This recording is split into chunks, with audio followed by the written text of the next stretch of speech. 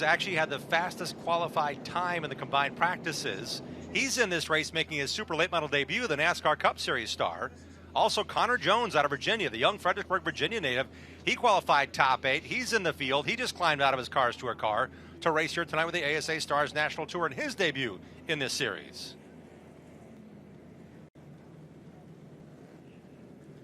Well, Jim, let's go ahead and work our way through the starting lineup for tonight's ECMD 150 here at North Wilkesboro Speedway.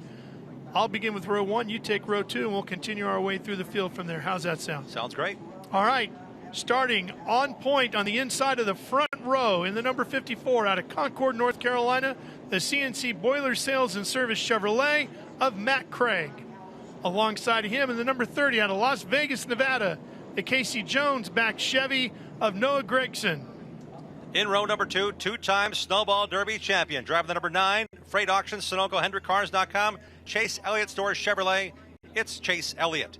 Starting 4th, the number 44, a Fredericksburg, Virginia youngster, Fire Suppression Solutions, Jones Utilities Toyota on the side of his car. It's Connor Jones. Inside of row number 3, out of Sonoya, Georgia, in the Ford Pollard Motorsports entry, number 26, Bubba Pollard. In the number 6, or the number 14 in the 6th position, out of Portage, Michigan, Premier Security, Precision Fleet Image, GM Parts Now, Scott's Coins and Jewelry back Chevrolet, it's Carson Hocevar. In row 4, making his Super Late Model Series debut, Super Late Model Platform debut, in the Jockey Chevrolet from Huntersville, North Carolina, originally from Monterrey, Mexico, in the 99, Daniel Suarez. To his outside, the winner of the Southern Super Series opener at New Smyrna this past February, driving the Anthony Campy Racing number 24 out of Charlotte, North Carolina, William Byron. In car number 28, starting 9th, inside row number 5, out of Hantsport, Nova Scotia. Yeah. Yep, that's what I was figuring there. Out of Atlantic Tilt Load, 9D Creative Toyota, it's Cole Butcher. And out of Mooresville, North Carolina, in the 35, starting 10th, CorvetteParts.net, Lake Norman Mechanical, Ware's Machine Chevrolet, it's Caden Quapple. Row 6, we got a pair of teenagers driving the number 51 for his dad's Phoenix Construction Chevrolet out of Lynn Haven, Florida, 17-year-old Jake Finch. To his outside, the youngest driver in the field, 16 years of age, driving the number 2.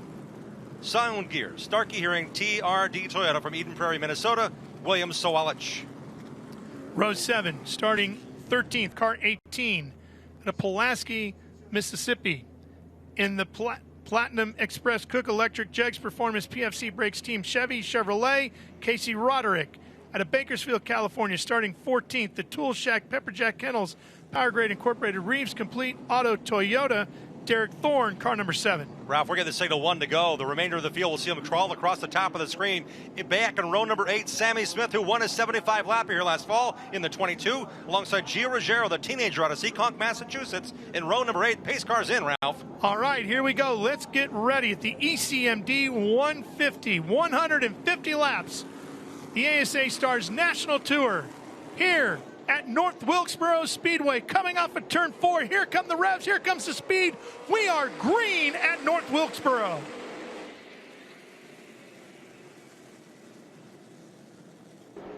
Through 1 and 2, up onto the back straightaway, and that looks like the number 54 of Matt Craig jumping out to the early lead, Jim. The top 8 qualifiers, or the top 8 in practice speeds, got the redraw for their starting position. Matt Craig drew the pole, and he's drawing away quickly here early on. Gregson will move into 3rd, and right behind him is the 9, Chase Elliott, in that all-black number 9. Chase Elliott was magic in this platform with Ricky Turner at the wrenches when he won the Snowball Derby twice. Guess who's in that car? Chase Elliott. Guess who's the wrench on the machine? Ricky Turner for Chase Elliott in that black 9. And guess who's right behind him? The first non-black car upside here in this top 5. It's the number 26 out of Sonoya, Georgia. Here comes Bubba Pollard.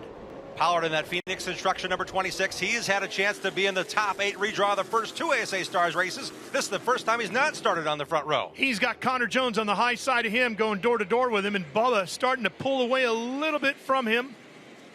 Yeah, Connor Jones, Daniel Suarez just got out of their Cars Tour cars. So did William Swatch, who got caught up in a wreck early, but they are side by side here for the top 5 position. Fire belching out of the side of Chase Elliott's number 9 as he lifts off the throttle, and that fuel burns through the pipes. Spectacular at night here at North Wilkesboro. Impressive run by Connor Jones on the outside. That young man's racing the NASCAR Truck Series. He's also racing over a dozen ARCA races this year. And Jim, we've seen 2 big races already here tonight on this track, and everybody pretty much ran on the bottom. This is the first we've really seen anybody venture too far to the outside and really make it work. That 44 of Connor Jones out of Fredericksburg, Virginia, doing an outstanding job up there right now. In this platform, Connor Jones is fairly new to super late model racing, but he did finish 7th last year in the All-American 400 at Nashville Fairgrounds Speedway, where this series will visit to crown a champion in November. For those of you that are maybe just tuning in and didn't see the events earlier today, tuned in just to watch the ASA STARS National Tour here tonight, you're going to see a lot of really dark patches around the racetrack. Yes, we did have tremendous rains here last night, which forced the delay of the start of the race till now. Jim, that's not water. Those are patches and sealants that have been laid down around the circuit.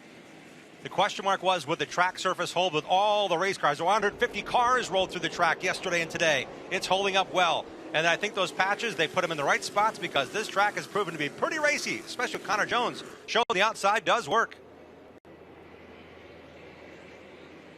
Now, you're not seeing a ticker right now. We are having some issues with the electronic timing and scoring, but we're working through all that. Hey, it's a brand new racetrack that just happens to be 70-some-odd years old.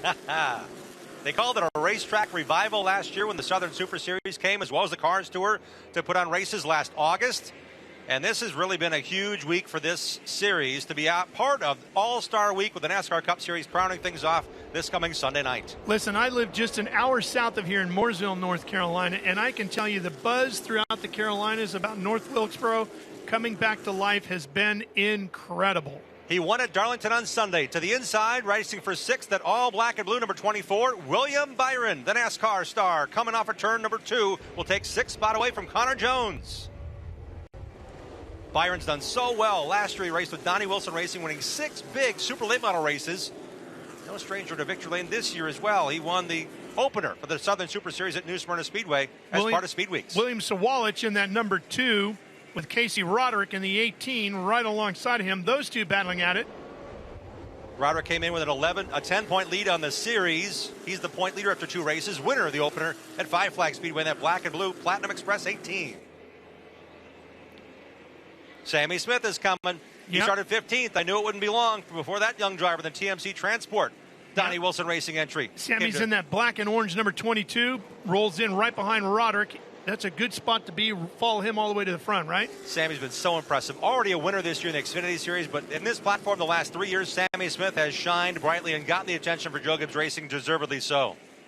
See the number 12 of Derek Griffith making his way through, too, in that black number 12. He's right behind the 51 of Stephen Nassy. Representing his home state of New Hampshire, Hudson, New Hampshire's Derek Griffith. Got a chance with his home track to go truck racing last year. He's racing this series now.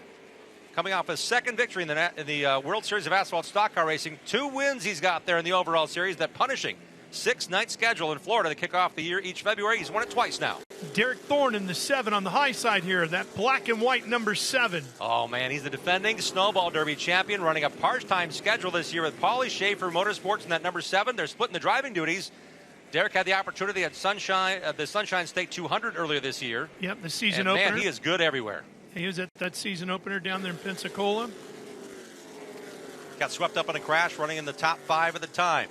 Strategies will play out where he had a really fast car, but he had older tires at one point in the race, and it cost him a few spots. That's going to play out big tonight. Jake France was in that race as well in that familiar red and white number 51 of the Phoenix Construction colors. That's the 17-year-old son of James Finch. Tire strategy, Jim, is definitely going to be a key to victory here tonight. You had the 4 tires that you ran during qualifying that got rained out. The guys that ran the last chance race have their 4. You've got to run those 4 tires at some point. Then you have another 6 to do what you want with. That's not a lot of tires. When you come to this porous of a surface, they had 6 tires laying at Five Flag Speedway. It came down to who had the best tires at the end. It's amazing to know that Derek Thorne is off the bottom of the racetrack. He is a bottom feeder extraordinaire, but he got to the middle and the upper portion of that corner, and he left both of those cars battling for position as Finch now. On the bottom appears to be the slower group. Coming to 4 on the outside, the 22, of Gio Ruggiero. Pair of 51s running right here. You got Nassy in one and Finch in the other. Finch is in the white and red. On the outside, SRL Southwest Tour champion Jeremy Doss. He's raced in 6 snowball derbies, so in terms of racing in the Southeast, comfortable in his surroundings with these all-star drivers that come from all over the country. That California now makes his way forward in that red 44 for Bob Lyon. Yeah, Doss out of Upper Lake, California. Had a chance to win his 2nd championship last year, lost in the inches of the final race to Jacob Gomes, who raced in the first 2 ASA Stars National Tour races. Oh, boy, getting real loose there. The number 7 of Thorne. That was Kreider in the black 7. We got a lot of duplicates, 7, absolutely. And that's 32, Grant Enfinger. Grant Enfinger, the NASCAR Truck Series star, he had to win the last chance qualifier to get a chance to race in that white number 32 at the start-finish line there.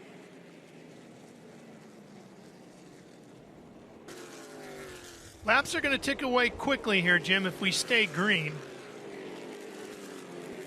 These drivers doing a great job so far of racing hard, but giving each other a lot of respect on the track. Enfinger's running 25th at the line now. Again, the scoring is down, so we'll get you as updated as we can. There's the number 91 of Ty Majeski.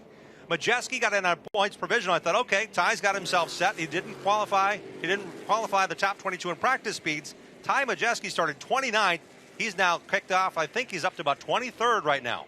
Driver out of Neenah, Wisconsin, the Incredible Bank, iRacing, Kafka Granite, Ken Sports Hub Luxury Coach, Ford, doing a nice job.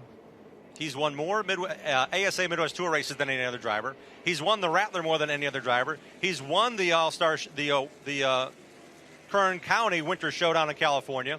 He finally won the Snowball Derby after being the dominant car 3 or 4 years running. It was either he or Derek Thorne to win this thing, and he finally won the Snowball Derby. And yes, that is the same time at Majeski.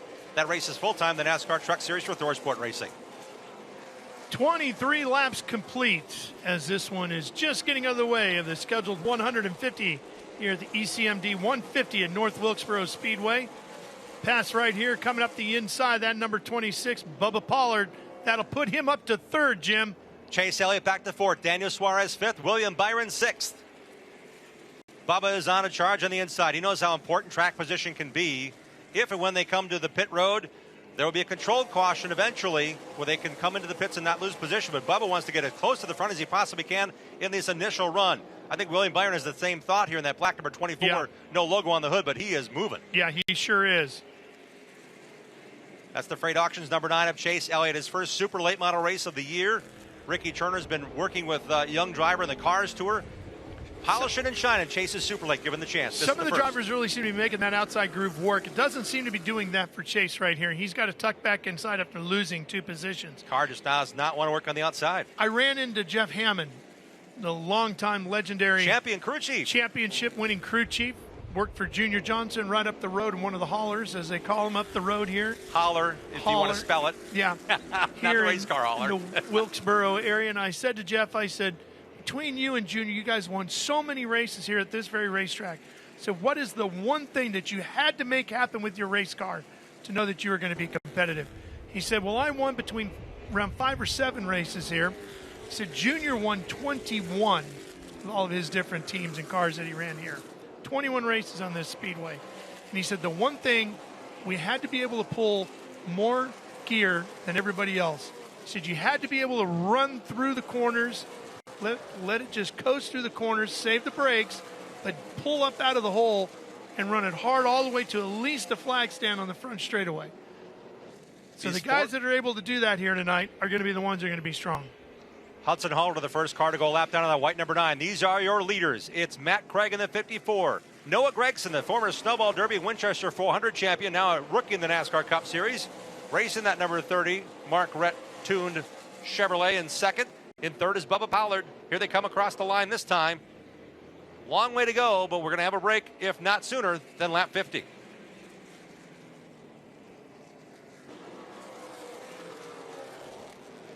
Three drivers you're not surprised to see at all up at the front of this event. Matt Craig is only 24 years of age, but it's been 7 years of him racing at this level. He's a 3-time car super late model champion, albeit the North Carolinians' first trip here to North Wilkesboro. He's been a dominator in the Southeast, running up front, racing in the Southern Super Series, doing a lot of great wins in pro late models as well in the Show Me the Money series. And look at Bubba Pollard now in that white with the red stripe 26, starting to move up a little bit, Jim, especially down in 1 and 2.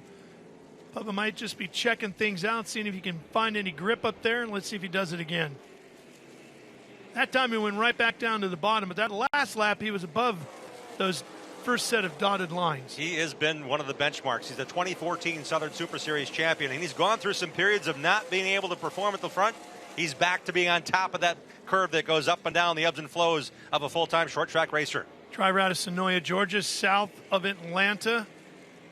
And got to go to the Pollard family racetrack for the first time down there. How was it? It was spectacular. We held an American flat track event down there, and Bubba was out there doing the dirt farming, getting the track prepped and ready to go for the two-wheel racers, and it was an outstanding facility and a well-promoted event. Highly recommend if you're in the Sonoya, Georgia area to go check it out.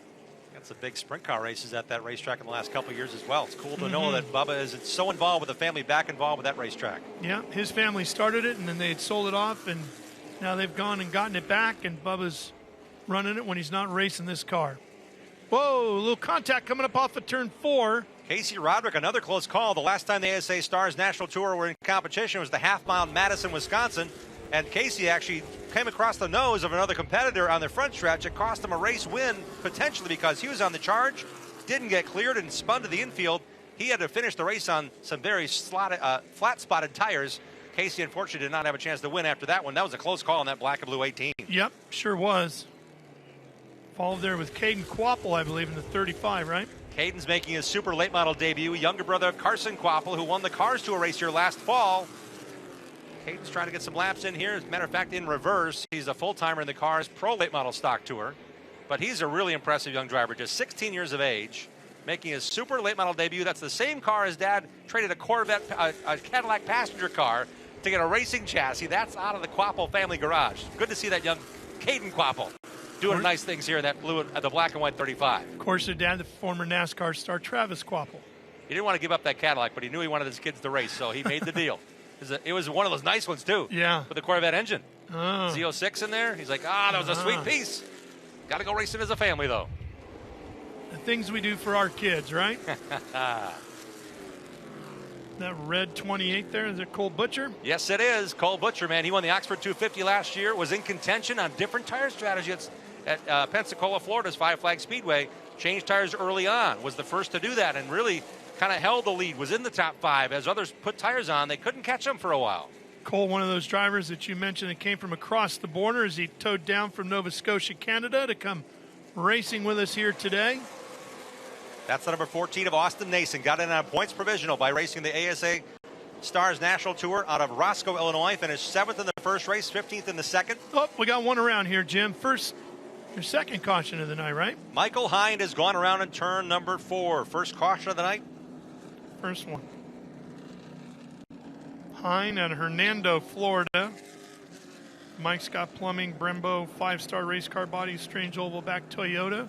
Yeah, Michael has really been doing some wonderful things in super late models. Last year raced the Southern Super Series for the first time all season. He ran with us at Pensacola, did he? He did, yeah. Michael Hind is a really good young driver. He actually went to his high school prom over racing at Madison, so he had Dan Fredrickson run his number. That team won the race, but in post-race inspection had a motor infraction.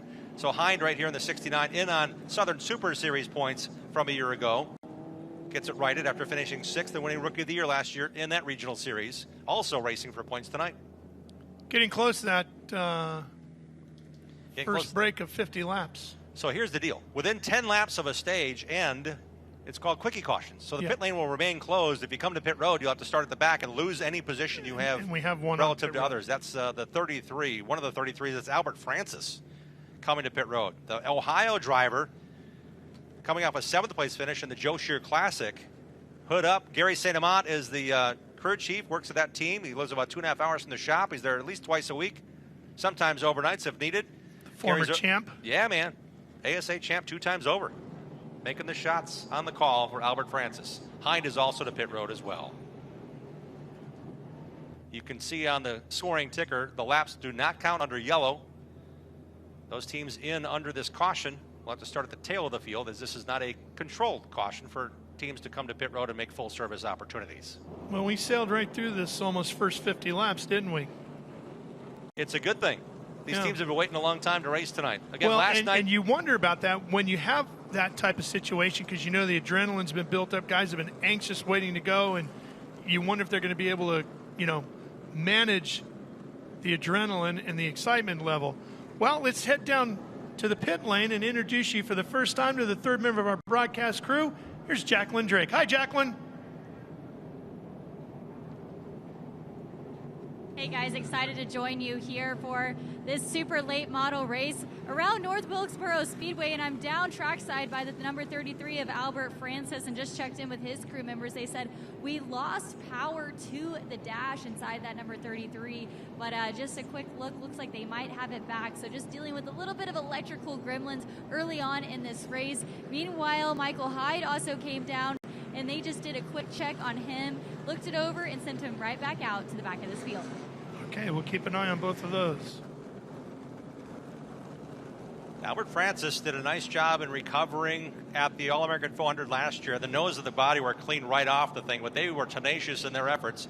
Again, the National Fairgrounds Speedway is the 10th and final race of the 2023 ASA STARS National Tour.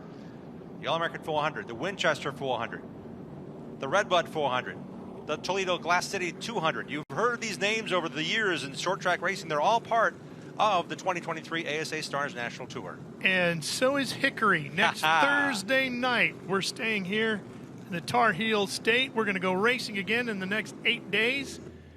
Just down the road, about an hour from right here, southwest of where we are at Hickory Motor Speedway. Another one of the legendary speedways here in the Carolinas. If you can join us, you'll be watching Chase Elliott, Carson Hocevar, Ty Majeski, Bubba Pollard, Jesse Love, the ARCA Series point leader, Jake Finch, Matt Craig, and a bunch of other drivers racing next Thursday, a week from tonight, at Hickory Motor Speedway. After my first trip there, I can't wait. Oh, is it really? Yeah, man. It's another historic racetrack that the STARS National Tour put on their calendar. And another, as we do the choose here, drivers picking which lane they want, inside or outside. That'll be on every restart, all the way to the finish. Yep. Double wide, everybody gets to choose.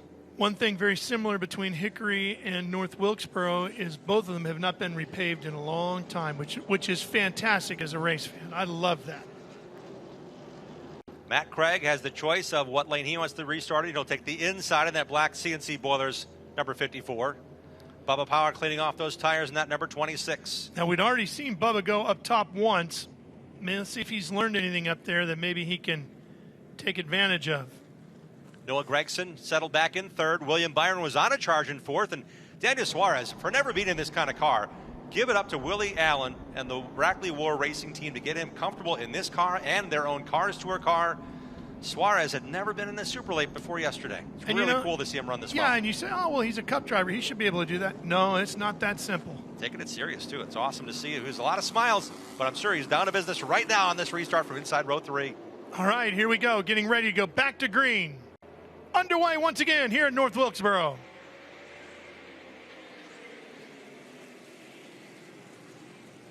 Pollard on the outside, looking for bite, looking for grip, trying to make something happen here. How long will he stay up there before he decides it's better just to slot back in second? He might not have to, Jim. He's getting pretty good bite up there.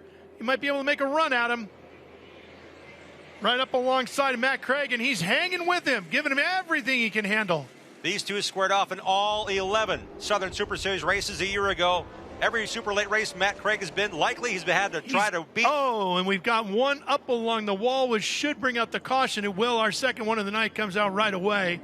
And unfortunately, I think if it had stayed green, it looked like Pollard was getting the advantage. Carson Hocevar pings it off the wall, or something else an issue on that number 14 machine. That's a family-owned team out of Portage, Michigan. I didn't see any... just pulled up, it looks like, yeah. Yeah, scrubbed marks down the side of the car. Unfortunate for Carson, who finished 5th in the STARS opener at the Five Flags Speedway. Okay, so we're going to have the choose again. So if you're Matt Craig and you saw Pollard's got some good bite up top, do you take the bottom again, or you go up top and take his lane away? If I'm Matt Craig, if my car's working on the bottom, I can have my say. If he's up, again, these guys have raced a lot against each other. Yeah. I'm saying Craig needs to take the inside and make Bubba use those tires up on the outside. Stay even with him. Maybe use up a little more than he wanted to stay even, to not give Bubba the outright lead. I'm going to say Craig stays to the inside. I agree with you. I think that would be the way to go. Looking up the rear end, under, again, not a controlled caution. You cannot change tires, cannot move position on tires or lift the hood. They did jack up the rear momentarily. Got the sponsorship on that rear quarter panel from Berger Chevrolet, long-time ASA backer for Johnny Benson. And Johnny Benson saw something in Carson Hocevar at age 12. He took him out at the Berlin Raceway, their home track. Yeah. He went out in an outlaw late model and won a feature at age 13. They got kicked out because he was too young to run a NASCAR-sanctioned track. That kid has been at this. He's only 20, but he's been racing, thanks to Johnny Benson's tutelage, for a lot of years already. Well, that's a great guy to learn from, too. One of the true professors of the game, right? You talk about short track racing prowess. Johnny's still at it racing as modified. Oh, yeah. All right, here comes the choose. Craig to the inside. Yep, Pollard to the high side. This is going to be good again. Do I win anything, Ralph, to predict that happening? You win the opportunity to do it again later. All right, deal.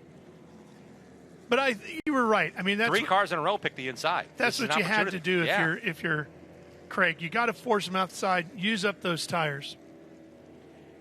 Craig knows how to get it done as well. Noah Gragson will realign third. William Byron, Daniel Suarez, again, only one completed lap of green. Chase Elliott is lurking on the outside of row 3 in that all-black number 9 with freight auctions on the quarter panel.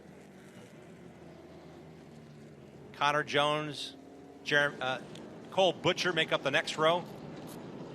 We haven't talked much about Casey Roderick and Caden Quapo and their tries to stay in the top 10. The number 2, William Sawalich, started back in the 12th position, trying to make his way forward.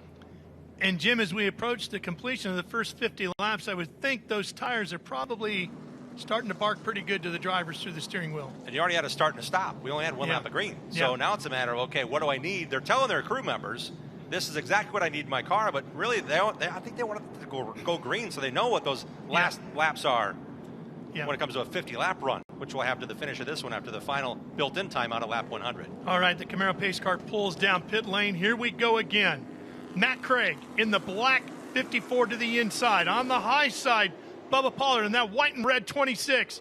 Can Pollard get him this time? Green flag waves, and these two go at it again as they dive into speed down into turn number 1. Look at Pollard this time, power right past on the outside, into the lead as we come up onto the back straightaway. William Byron took notice. He's on the outside, racing for second down that black and blue 24 in his debut with Anthony Campy Racing. Taking the bottom groove is not enough to slow down Bubba Pollard. He is on a charge here tonight. To the front he goes. Now what will he do for the rest of this run to the next set of tires, Jim? Will he break away from the pack, or will he just cruise and set pace? I'm going to say he's going to try to get away as far as he can to tell everybody else, you better change your cars a lot. I don't need to change much with the speed he's got right now. Here comes William Byron. Byron up to second in his 24. Craig slots back to third in the 54. Gregson then in the 30. And Daniel Suarez looming back there in fifth in the 99. Tucking to the inside, that black and blue number 18 is the point leader, Casey Roderick. Oh, 2 around. Looks like the 23 is involved in this one. That's going to be Billy Van Meter. That's the 2 of John Bolin. Last car to get in on the last chance qualifier. Pretty good damage there to the left side of that race car. Third caution of the night. Again, green flags, laps count, yellow flags don't. All right, so Bubba Pollard, what do you do now? Do you take the inside or the outside? He's awful good on that outside. I'm going to say... Wonder if he's even better Bubba's on the talking inside. to his sister Andrea, his spotter, and tire gal. What did the 24 look better at? What did William Byron look like? Because he came right behind Bubba, filled his mirrors on the restart on the outside, and got positioned easily on Matt Craig on the outside to get second. I'm going to say Bubba's going to pick the outside to keep Byron out. If Byron's on the inside, it'll be the first time he's been able to run down there or try to challenge down there as he kind of made quick passes to this point. Yeah, he's got a pretty good amount of speed up on that outside. I think Bubba's going to stay out there too. So Noah Gregson will get position and choose ahead of Matt Craig, who led the initial 45 laps, or 43 laps, excuse me, until Bubba Pollard took over. Matt Craig led a bunch of the Sunshine State 200, the ASA Stars opener, but his tire strategy was a bit off. The car got a bit loose. He got caught up in a crash running 6th or 7th at the time, fading through the field. So I think that's fresh on his mind too. Like, how much do I want to punish my tires? Craig got a huge lead at Five Flags Speedway. That's all coming to play out here in the third opportunity, second for Craig, to race with the ASA Stars National Tour this year. Race number 3 of 10, we go to Hickory Motor Speedway next Thursday, May 25th. Man, I can't wait to get there. I really cannot wait, because I know all of these stars and all the eyeballs that are here tonight, we want to carry you through the season. We're racing already next week with these guys. Yeah, it's going to be a lot of fun. This tour through the Carolinas for the ASA Stars National Tour hopefully becomes a regular happening. Conversations already underway about the 24 racing season and where we could go, what might be on the calendar next year. All very exciting. Looking forward to the growth of this series. Give credit to the ASA Southern Super Series and Tim Bryant. They are co-sanctioning this race. They're racing for points in that series, but that's a collection that includes the ASA CRA Super Series in the Midwest, Upper Midwest, the ASA Midwest Tour. They're all part of these 10 races. Each region gets 3 races, and the champion will be crowned in Nashville. Well, you and I were both wrong. Bubba went to the bottom. We know nothing, so which we've proven time and time again. The chip I earned last time, I take right back in and the I'm pile. back to 0. I got you. All right. It's normal, right? Pretty much. Put everything on black and it goes red.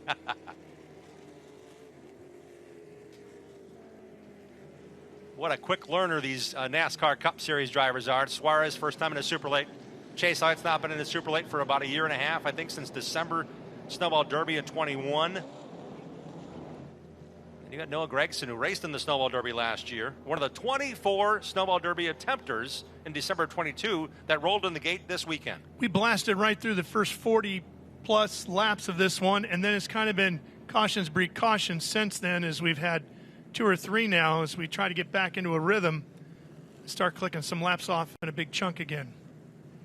William Byron getting some laps in before the NASCAR All-Star race this Sunday, but more importantly, he's been really good in a Super Late model. Yes. He loves this platform. He loves the idea that he won 6 races last year, never been to Slinger Super Speedway, part of the ASA Stars Tour this year. He won the Slinger Nationals first time there. Talk about a racetrack to be excited to go to. High Bank quarter mile, 11-second laps. And here we go on this beautifully worn out half mile, Ralph, on this restart. Bubba Pollard on the inside, the white and red 26. And just to the outside of him in that number 24, William Byron. Ready to give him everything he can handle on the outside. And Byron's charging on the outside. He's got a great run going.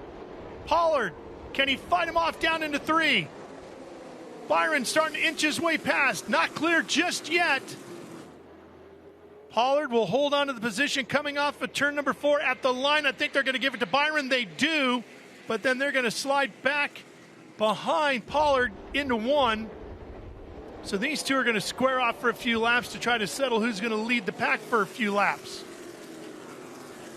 Matt Craig has the inside figured out, but Noah Gragson has found something on the outside. Now. Pollard passed and squarely into the lead. The Casey Jones number 30, that's Noah Gragson, the runner-up last year in the NASCAR Xfinity Series. And Craig on the inside in that black with the red number 54. And then right behind him, Jim, having marched his way through the field in the 18 after starting 13th, now up to 5th is Casey Roderick. And he is really having a strong night here. He had a great restart getting by that white number 99 jockey Chevrolet of Daniel Suarez. You see Chase Elliott finding the bottom of the racetrack. He got down to the apron that time to try to get position. And that black number 9 on young Connor Jones. Roderick going forward, Casey going backwards, Elliott, or Chase Elliott. Chase, a 2-time winner of the Snowball Derby. Back in 2010, they ran a 200-lap pass national race here. Chase Elliott won that race, but admittedly said this week, I don't remember much about that day. It was a long time ago, but I'm glad to be back here racing in front of these fans.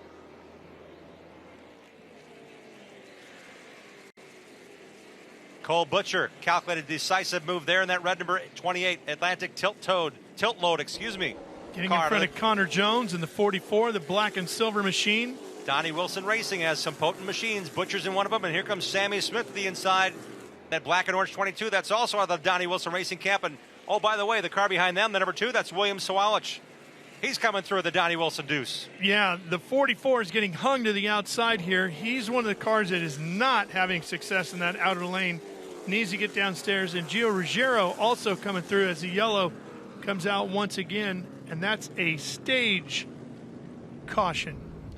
We've run the first 50 laps. This is the end of stage 1. Points will be awarded to the top 10. 10 for the winner, 9 for second, on down to 1 for 10th. And there's been a $1,000 bonus added to each of the first 2 stage winners.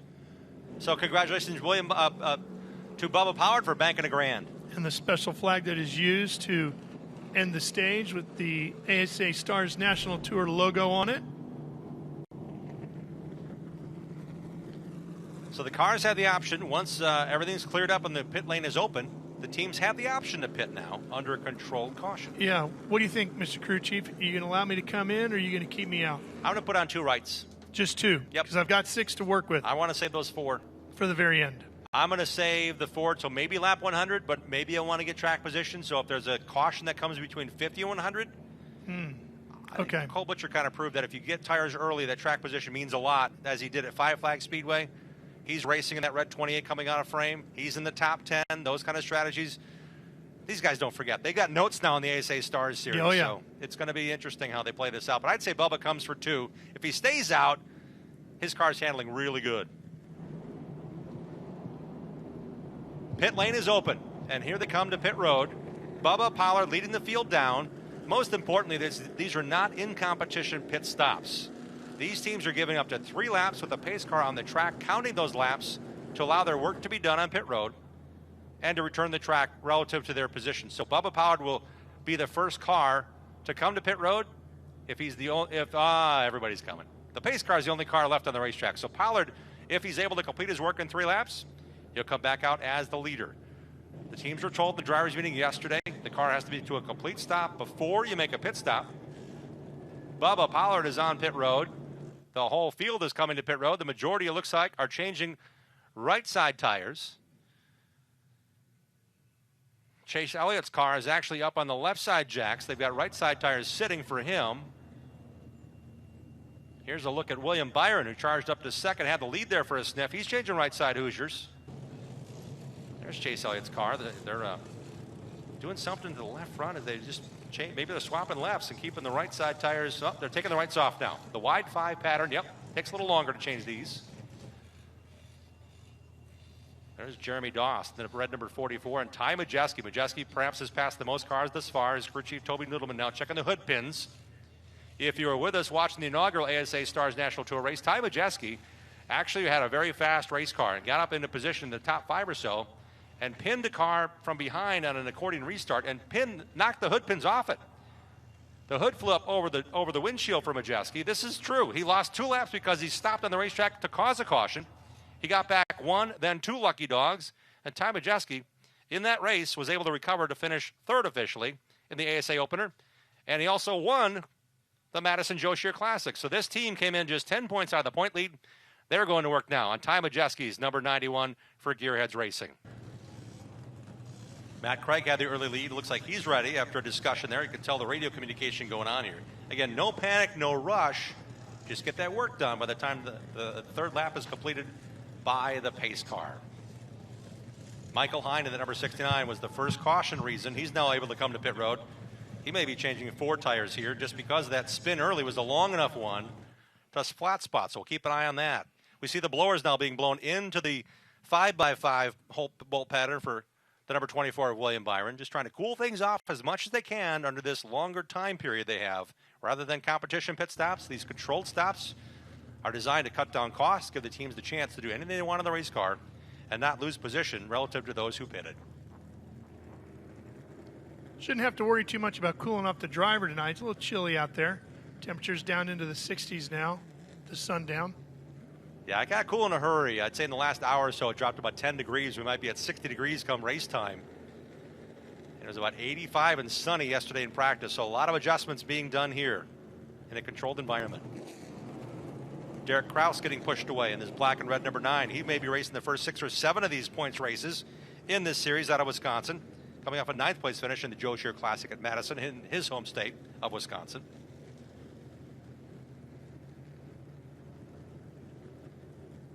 Lots of right side tires going on.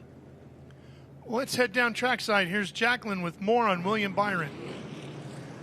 Well, Jim, I think you might have made the right crew chief call because looking around the pits, it's right sides all the way around. William Byron, who was in second place right before that caution came out, also took rights, and his team spent a good amount of time making adjustments on that car. He already spoke on Bubba Pollard, but he was feeling confident down here. I spoke to him a little bit earlier today, and I said, how do you feel about this race? He says, I feel pretty good. And to get a pretty good out of Pollard is a really rare thing to get from him. So we'll see just how that 26 is going to end up this evening, and if he's got a little bit of a surprise underneath that helmet. He's the kind of guy that should feel good just about everywhere he goes, though, right? I mean, one of the best. I've seen him race well. I've seen him pull off, including the All-American 400. My car's not handling. The Winchester 400, he pulled in, said, this car's not right. I listened to him on the scanner. He was such in search of, he went through 2 or 3 different iterations of chassis providers, working directly with them. He spent 4 months working with Port City Chassis 2 seasons ago. Said, I'm not going to race till I'm ready. He's now back with the Seneca chassis out of Michigan. They have worked into something where he's comfortable. He had 2 cars at Madison, practiced one on Saturday, raced the other one on Sunday. So he's ready, loaded, prepared for a full ASA Stars National Tour run. But he has to overcome that accident he had at the Sunshine State 200 for the lead. Ended up finishing 19th, crashed out of that one. So he's kind of digging back out of a hole. Leading laps, getting those bonus points is everything to Bubba Pollard in his quest for this first championship. A lot of times when you find the top level racers in any division, right, that top 1%, if you will, which I would certainly say Bubba fits into in this genre of motorsport, the feel within the car or whatever type of vehicle they're racing becomes so precise for them to feel the confidence they need to go and excel the way they're capable of.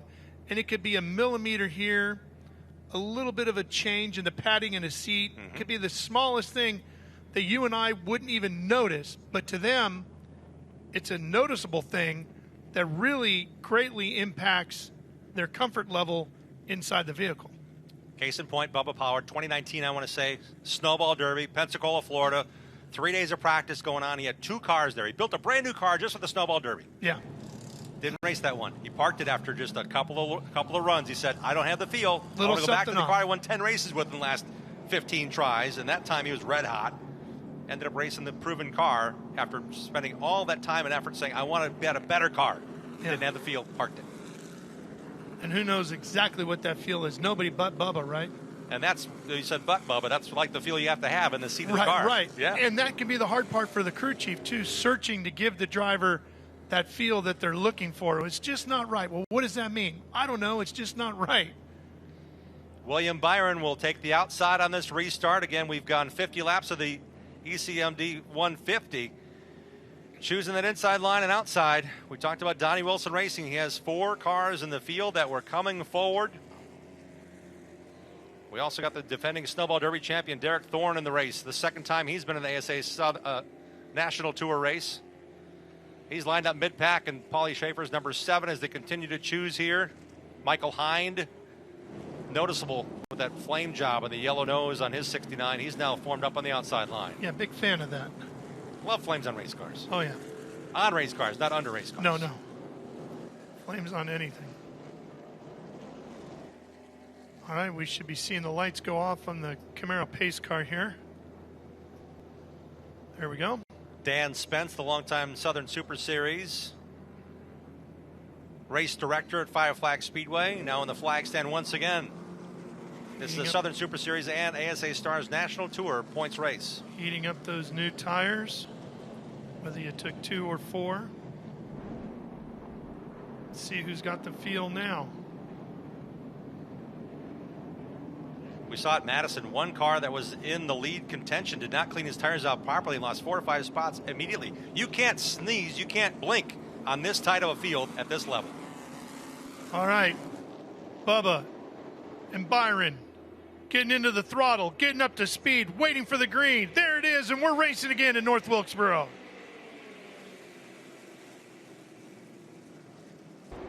Dead even door to door as they come up off the 2. Nothing changed on that part of the racetrack. Down into 3, all the same. Off of 4, no real advantage to anybody, but Pollard's going to get credited with the lead on this one. Now he's starting to clear Byron a little bit. But what can William do on the outside here? Not enough. After 1 lap at green, he's going to have to move back into second. Craig will be right there in third. Gregson back there in fourth, and Roderick in that black and blue 18 still showing the speed, hanging inside the top 5. As the top 5 breakaway, Suarez is in that American flag colored jockey Chevrolet, trying to hold position against Chase Elliott. Here comes Sammy Smith to the inside of that black number 22. Will Suarez get a chance to come down to the inside? We talked about the outside of an advantage. The inside line's moving now. Roderick looked like he got together a little bit with Elliott there down the front straightaway. Casey Roderick at one point was the driver that Bill Elliott chose to race on the short tracks, on up to a win in the ARCA Menard Series for Bill Elliott Racing before Chase was old enough to get behind the wheel of one of these big machines.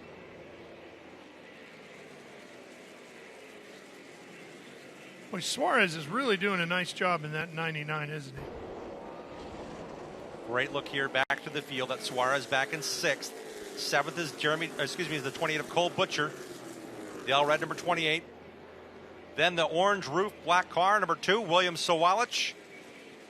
That's Butcher's teammate under Donnie Wilson Racing. And here comes the 44 of Connor Jones. That kid just does not go away. No. He's got some great opportunities, making the most of it in that 44. Yes, he is. Pepper Jack Kennels, one of his sponsors for the 2nd straight year. Here comes Derek Thorne. Brought Pepper Jack Kennels a victory at the Snowball Derby in December. Tell you what, Suarez could be a player here this Sunday. The NASCAR Cup Series shows up here in North Wilkesboro for their All-Star race, the annual event. And Ty Majeski is going to race his NASCAR Craftsman Truck Series race here on Saturday. He's got some great laps here in the number 91. That's the team he won 5 ASA Midwest Tour Championships with. Majeski started way in the back, now banging doors here on the front stretch. And doing the same for the lead here as Byron has come back to the inside on Pollard. We're going to have a new leader here. We do. William Byron moves past the 26, and the 24 will lead him to the stripe and take over the lead. William Byron out front with 92 laps remaining here for the ECMD 150. William Byron had the fastest car at the Southern Super Series opener at New Smyrna Speedway. I was in the stands watching the pure speed he developed there. That was with a different team. He's now with Anthony Campy Racing. That number 24 Chevrolet of William Byron. No difference in his ability to get to the front and leave him. Can he gap the field? He's got Bubba Pollard still in his tire tracks. Well, and literally in his tire tracks. Bubba really seems to like Byron's line around here. He is right there, stuck to the rear bumper of that 24. Not going an inch higher or an inch lower. Just the confidence William Byron has behind the wheel. I think this has really helped his game, being the only driver with 3 wins this year in the NASCAR Cup Series. Byron winning at Darlington, a track you've got to be right on, precision laps. Know exactly what you want in that race car. And his communication with his first-time effort has been spot on yesterday and today in that number 24. There's Roderick back there in the 18, and he is, for the first time, moved outside of the top 5 in quite a while. Such close competition when it comes to practice speeds. In qualifying, we're talking about a half a second between 1st and 30th at Madison International Speedway in the second go-round for the ASA STARS National Tour. The competition, you've got to get it right, and it looks like William Byron made a better call with his race car to get the pressures he wanted in those new right-side Hoosiers. Bubba Pollard, however, is not going away. They've got a gap now. Matt Craigus in 3rd, Chase Elliott 4th. Noah Gregson hangs on to 5th. Well, Bubba also knows he's got a long way to go. 87 laps of racing yet to take place. Maybe he's saving those tires a little bit. And Ralph, what you've seen in all forms of racing is that second-place driver can make the leader of the race, drive differently. Oh, yeah, without a doubt. Just by filling up that mirror, you force Byron or whoever you're chasing to go a little bit harder, a little bit deeper into the corner than he wants to do by changing lines like that. Now all of a sudden Williams going, what's he doing back there? Get him thinking, get him wearing out those tires a little bit. Bubba might be taking a different strategy here now. Pollard has more Blizzard Series wins at Five Flag Speedway. That's the super late model races that lead up to the Snowball Derby. Yet to win that granddaddy of an event that'll be capping off the season for the Super Lates in December in Florida. But man, he has been so good, hounding, punishing moves. He's won 2 of the 3 SRL national races already this year, including Speedfest, a non-points race in his home state of Georgia. Well, and I think we both would agree that Bubba probably feels like he left one on the table at Pensacola at the season opener. Big time. He and Casey Roderick got together while in the lead under caution Bubba spun. Casey went on to win that race. Casey got caught up with 4 or 5 other cars, including Derek Kraus, who had a lot of damage on his car, and is here tonight racing once again in that same machine. They had some words after. That's a little more than words. Yeah, a little controversy. Yeah. There's Roderick in the number 18. A new pairing with him. Last year he ran here in the Southern Super Series in his own car. This is a pairing that Team Platinum and Anthony Campy Racing put together and said, let's get Casey to drive our car. Casey does not work in their shop. He still works a trucking business in the farming industry in Mississippi. But in reality, he said, I've got a lot of input on the car. This team is experienced, and it's a great match. And Casey has proven by leading the points and some great finishes already this season in the ASA Stars National Tour. Well, as a driver, you don't necessarily have to be the one helping to spin the wrenches, as long as you can truly communicate what it is you need out of the car to your crew.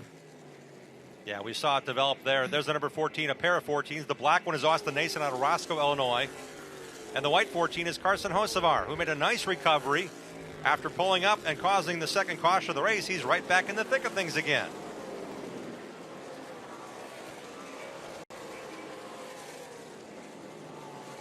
Hocevar back there in 18th. Nason running in 17th. Leaders are coming up on traffic, including that black and red number 9 of Derek Kraus, out of Wisconsin.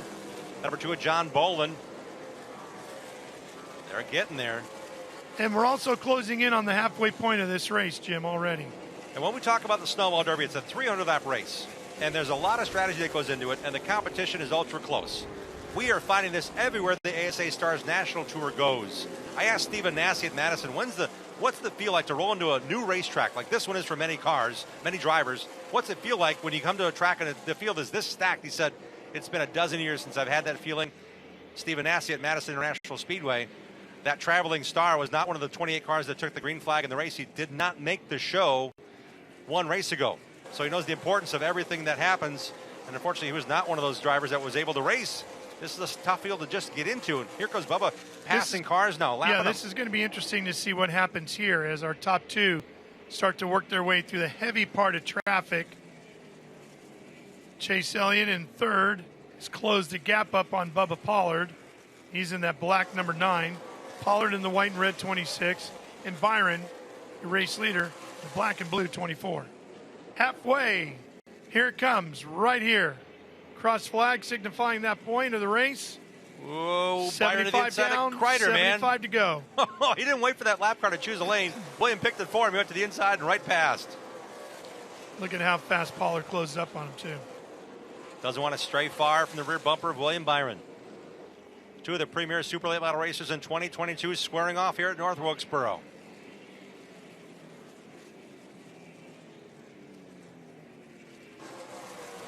William Byron, the number 24. Came here yesterday, didn't meet with the team much, didn't see the track before he got here yesterday. But after he won at Darlington, he tweeted out, hey, how about that for a kid that started racing on a computer to win at Darlington? He is a precision driver. iRacing and other platforms have really helped him hone the feel he wants in a race car. Well, if it wasn't for Dale Earnhardt Jr., he wouldn't have an opportunity to iRace at this place. Junior's the one that forced that to happen. Got the weed whacker out and knocked it down to get the track scanned for iRacing. Derek Griffith has gone a lap down. That doesn't happen often in super late model racing. Derek Griffith, the black number 12, two-time World Series of Asphalt Stock Car champion, has gone a lap down to William Byron in this punishing pace. Next up, Grant Enfinger in that 32. Finch in that group as well, Jim. Byron to the inside. Can't wait for Grant to make up his mind. Grant did want to give him room, but the way Byron's charging through the field here, Grant's car's not handling, obviously. Enfinger, the winner of the last chance qualifier. Grant's raced a bunch. He actually raced in the Five Flag Speedway, his home track, back in the first race go-around. Got caught up in an accident in turn 1 while also racing in the top 10.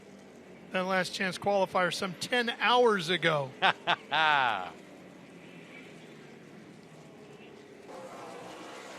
He also had to race that last chance race on 4 of the tires he's got in this cachet for this race. So I think if they got the tires on from the first 20 laps they run in the LCQ, that's not the way to go at this point. But they had to. Their hand was forced by not being one of the fastest top 22 in combined practice speeds to set the field. Up to this point, Byron hasn't really been able to use this traffic to his advantage. Every time he clears a car, it's but a breath before you see Pollard come through as well. Here we go again. You see Finch going a lap down, and Pollard's already on him on the outside and dragging Chase Elliott with him. Jake Finch has done a lot of impressive things in super late models. Last 3 snowball derbies, raced the entire Southern Super Series last year. He's going to lap down quickly here. And here comes Chase Elliott in the black number 9. Yeah, he's starting to find his rhythm pretty good. Chase is right there pushing Pollard pretty hard. Coming off of 4. Putting another lap in the book. 67 laps remaining here. Chase Elliott's won the Speed Fest 3 times. He's won 2 times in the Snowball Derby. He also won a 200-lap Pass South race here at North Wilkesboro back in 2010. Look at him on the rear bumper of Bubba Pollard, a driver he's looked up to on the short tracks for a long time. And look, no, it's not a NASCAR Cup Series race, but Chase is recovering from an injury, skiing injury earlier this season. So a solid run like this against quality competition like this, maybe even a victory here tonight, it's going to help him a lot as to how he performs come Sundays. And this will be the first of, I think, many super late model races. Here he is looking inside. Chase Elliott starting to push to the inside on Bubba Pollard. Can he make something happen here in that fight for second place? No, he slips back this time. Now he dives back to the inside, going into turn number 3. Elliott right there, but he's got a car just in front of him. That car's starting to look high. That's going to open the door for Chase. He's going to push past and claim second place here in that black number 9. Halder rose to the outside. I think Bubba initially thought, I got a pick coming on the inside. If Halder stays low, Chase Elliott forced the issue here in the black 9 to put the white 9 of Halder another lap down. Nice aggressive move by Chase Elliott. Clean pass, and the 9 is for real here tonight in North Wilkesboro. And while these two are battling for second position, breaking away from them is the number 24, William Byron, our leader. This is a good run down the backstretch here. 63 laps to go. The laps are flying by. This is an incredible speeds. These cars are really clicking around this half mile. The thought was, will the tires hold? Will the track hold? The teams were given an additional 2 tires yesterday based upon the wear these officials saw. I think it's better we're at the coolness of the evening, all things considered, to race under the lights here rather than the bright sunshine that was initially scheduled for the start of the race last night. Yeah. Mid-80s earlier today. Surprisingly enough, the number 22 of Sammy Smith has not made his way forward. The number 7 of Derek Thorne, he's okay. He's not a superstar fast like he's been in the last 6 snowball derbies against similar competition. All right, this is Jim, a tough nut to crack here. Something for you to start thinking about there, Mr. Crew Chief. It is 66 degrees outside right now. And you are now 10 laps away from having another stage break.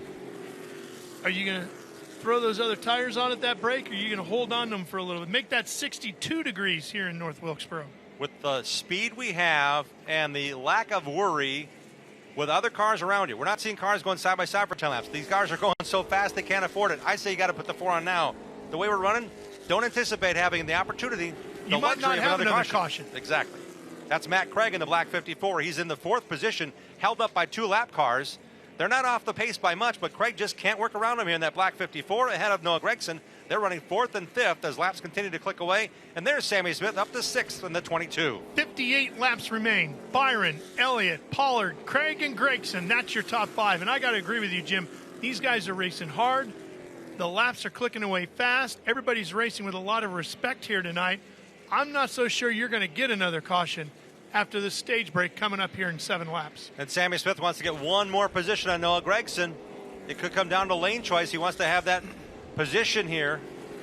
Lane choice being on the restart to come. If all things go to plan, Sammy Smith no doubt wants to repeat here as a North Wilkesboro Southern Super Series winner. He did it last August in a 75-lapper.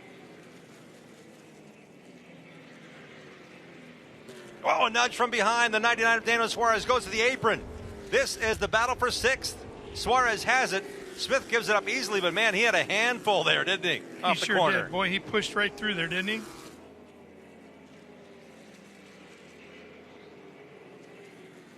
Super late model racing at the highest level here at North Wilkesboro Speedway. All part of a huge all-star week. The NASCAR Truck Series rolls in town. And Yellow is out. One up along the fence here. That's the 22, Gio Ruggiero. Oh, man, he was running the back half of the top 10. Yep. Good pace for that teenager. Going after the championship this year, one of the 2 full-timers for Donnie Wilson Racing. And we're 5 laps short of the stage break. 5th caution.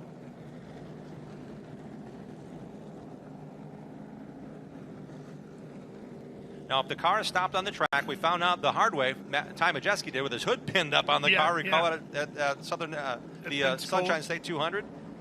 If Gio rolls here, after bringing out his own caution, that'll be a 2-lap penalty.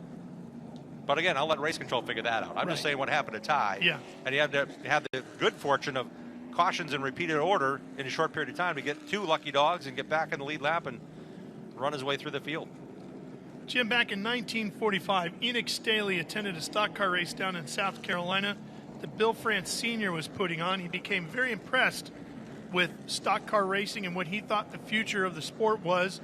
So he came back here to Wilkes County, got his partners, Lawson Curry, Jack Combs, and Charlie Combs, purchased some farmland near the town of North Wilkesboro and started mapping out an oval racetrack. Their initial investment, $1,500. That's amazing. That was it. They Would ran it be like $20,000 these days? I don't know. It's not a lot. It's not a lot, but it's certainly more than $1,500 now. They ran out of money, obviously, as they were getting it done. They exhausted that first $1,500, so they had to change the shape of the track, and this is what they ended up with. The back straightaway going uphill, front straightaway going downhill. It is 0.6 of a mile around this facility. Turns banked at 14 degrees, front and back straightaway at 3 degrees.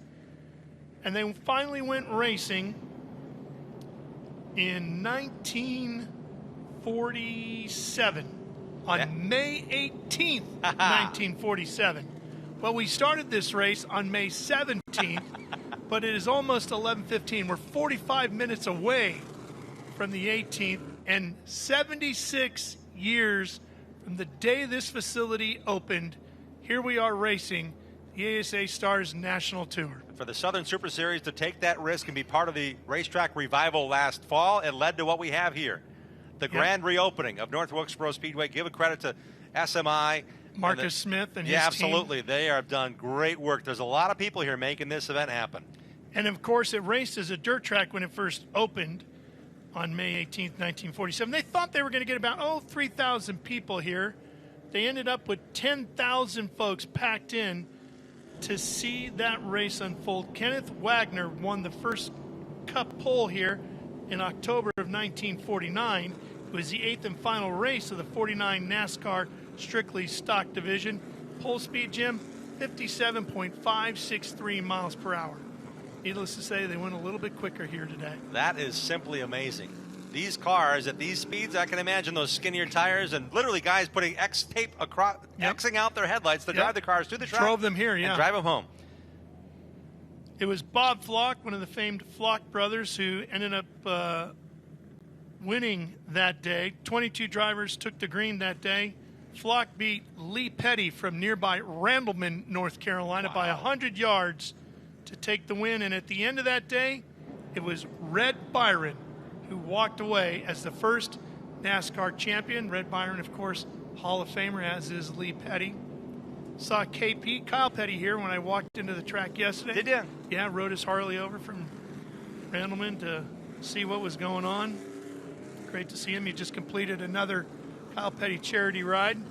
What a great effort that is, and the memory and the thought of Adam Petty. Lost him 23 years ago this week. I remember amazing. Calling Adam's win in ASA racing down in Georgia, being there for that. Grandpa and Dad were there too. Yes, they were. Yes, Richard they were. and Kyle were in the pits that day when he won at what has been known recently as Gresham Motorsports Park in Jefferson, Georgia. Yep. Special young man. Still miss him to this day. Glad to see Kyle out here at the racetrack. I know it's an emotional time for them, but what has come out of it is Victory Junction Gang Camp, and all the kids that have gone through difficulties and health challenges get a chance to play and have you ever been there? No, I have not. It is. I want to go in the worst way. It is absolutely spectacular. Everything you've ever heard of it is all of that and so much more. And boy, if you're ever looking for a charity to support, that is a fantastic one if you're capable of it. superstars have come to battle. Heavyweights at the head of the field here.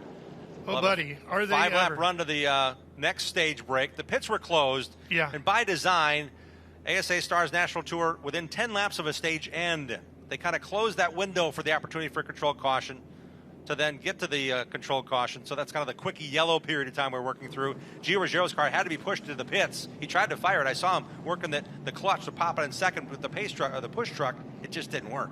This is a very important 5-lap run because this tells you exactly what you're going to have for that final push to the checkers coming up here, some 50-odd laps from now. Here we go. Byron on the inside, Chase Elliott alongside. Right behind them, Pollard on the inside, and on the outside of him, Craig. That's your top 4. Here we go. Gregson back behind them in 5th. Suarez alongside of him. Green waves, and we're back at it again for 5 more laps to the end of the stage. Side by side all the way through the top 10 here. Door-to-door racing. At speed here at North Wilkesboro. Byron and Elliott battling for that top spot. Nobody able to get an edge. Pollard has pulled away. He's slotted all by himself in the third. Boy, Suarez gets big time loose back there in 5th and gathers the 99 back up. And Elliott starting to inch away on the outside of Byron. That'll be a note that the crew chiefs will take a look at. And here comes Pollard closing back in as we close in now at the end of this second stage. Suarez and we stack half a dozen of them all together here with 3 laps to go before the end of the stage. Oh boy, that's going to shake things up. And caught up in it is the 44. Nothing had slowed that young man down all night except for this moment right here. Connor Jones swept up on this one. Billy Van Meter, Derek Cross going a lap down, as did the 7 of Justin Kreider. Van Meter in that blue and black 23. And Billy's trying to make a full season run at this. He unfortunately did not qualify at Madison. Had a brand new Van Dorn chassis ready for him because he went through one and practiced for the Sunshine State 200 season opener. So a lot's gone on in the wrong direction for Billy Van Meter and this team. Rookie of the year last year in the ASA CRA Super Series. He raced for a championship. His dad won last year. One good thing for these drivers is the Winter Circle program kicks in after tonight. So a little extra money for your efforts if you continue to run each and every round. That's a nod back to ASA's National Tour program to award the owners for their loyal following, but also give them some decent money. Yeah. So thanks to Team Construction, Donnie Mingus and the people have got together and said, you know what, this year and next year, we're making a Team Construction Winter Circle program. The top 10 in points after this race will get $700 each to show up for the next race, the next race, the next race. And that's stay in the top 10. money. You stay in the top 10, you're getting that every race, and it builds into next year. They want to build that pot up to get those teams some funding each and every time they show, including 11 through 20 and 21st through 30th get money in owners' points. Fantastic program, and then also kicks into the drivers program at the very end of the season. Big bonus money for our soon-to-be 23 champion. Well, while they clean up the racetrack, we're going to go ahead and step away just for a second from here in North Wilkesboro. Stay with us. Jim, Jacqueline, and I will be right back to call some more racing action for you as we work our way to the conclusion of the ECMD 150 ASA Stars National Tour here at North Wilkesboro Speedway. Stay with us.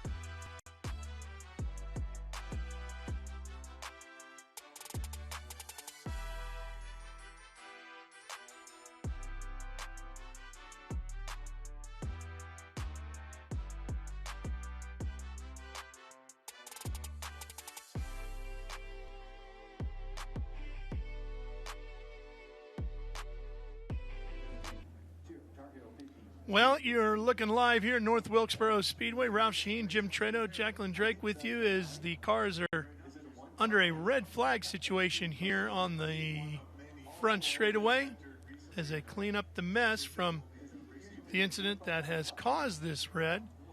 And Jim, we are 4 laps away from the stage break. Yeah, we had cars on the inside and the outside of the racetrack at turn 3 where the incident happened. So good call by the ASA STARS National Tour officials. Let's bring it to the front stretch, clean up the racetrack before we continue parading these cars around again. Caution laps do not count, and in this moment in time, you can't open the pit. They're not going to open the pits anyway. So let's keep these cars in safe order on the front stretch while they continue to take care of Connor Jones, number 44 on the inside, and Derek Krause is number 9 on the outside. Krause was caught up in a big crash at the Sunshine State 200 at Five Flags Speedway. He was racing in the back half of the top 10 when Bubba Pollard was spun off the nose of Casey Roderick, and it was a big bottleneck on the front stretch. Derek Krause and his family went to work on that car in Wisconsin, brought it back down here. We're competitive in the second practice, but when practice waned on, Derek Krause was one of the cars kind of scratching his head about the speed that they had for practice 1. It kind of went away as others came forward. Ended up starting in the race 25th tonight, outside the top 22 in those combined practice speeds. So a lot of work's going on to that team, unfortunately ending their night early here in that Shockwave Marine seating number 9. Look for him to do some more NASCAR Xfinity, maybe some truck races this year. After 3 years in the truck series, he's been impressive with Kaulig Racing this year, racing in 4 Xfinity races, 2 top 10s on the short tracks. And man, it's been fun to watch him progress after winning the last K&N Pro Series title in which is now the ARCA Menard Series West for Bill McAnally Racing, 2019. There goes his car off on the hook.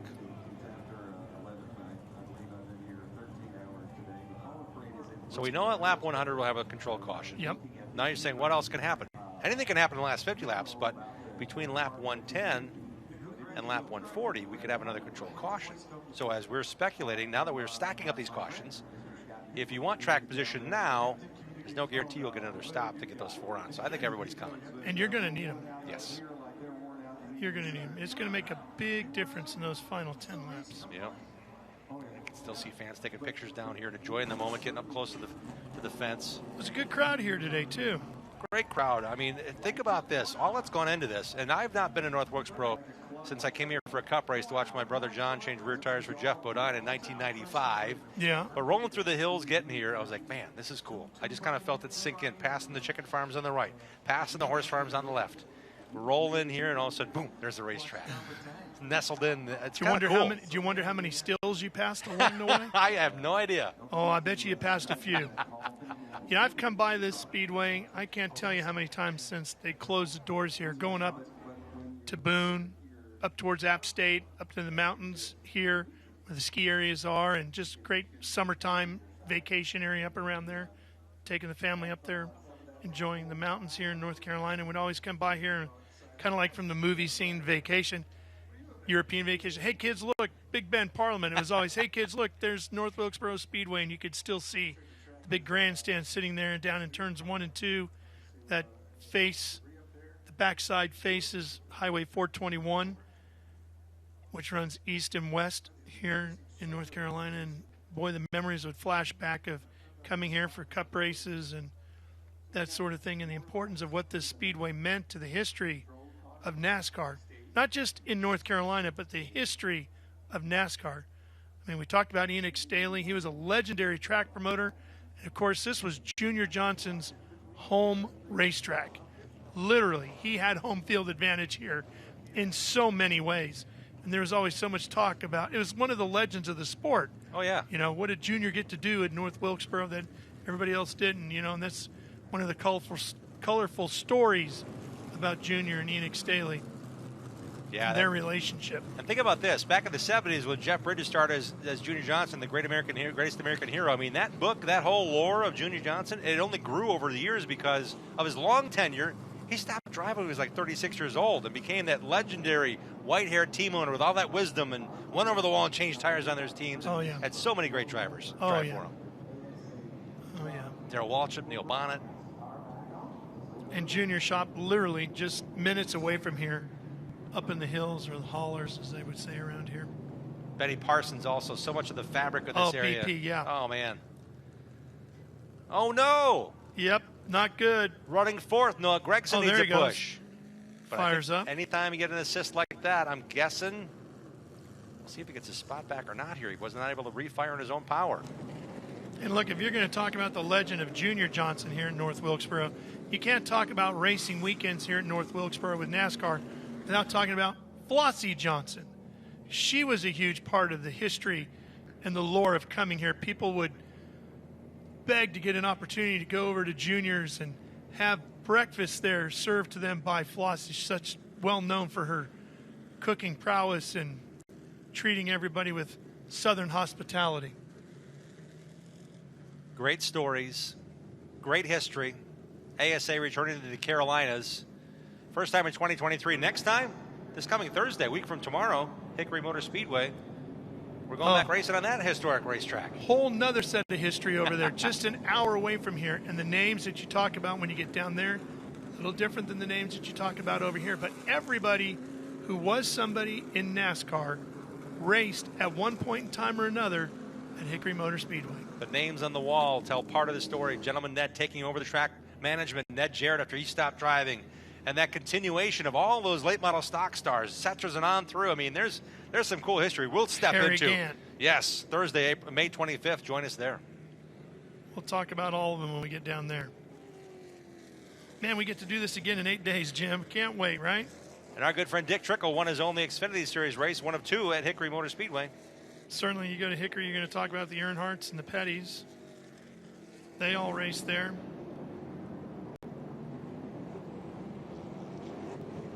Behind the pace car we roll. A short burst of racing to the end of stage 2.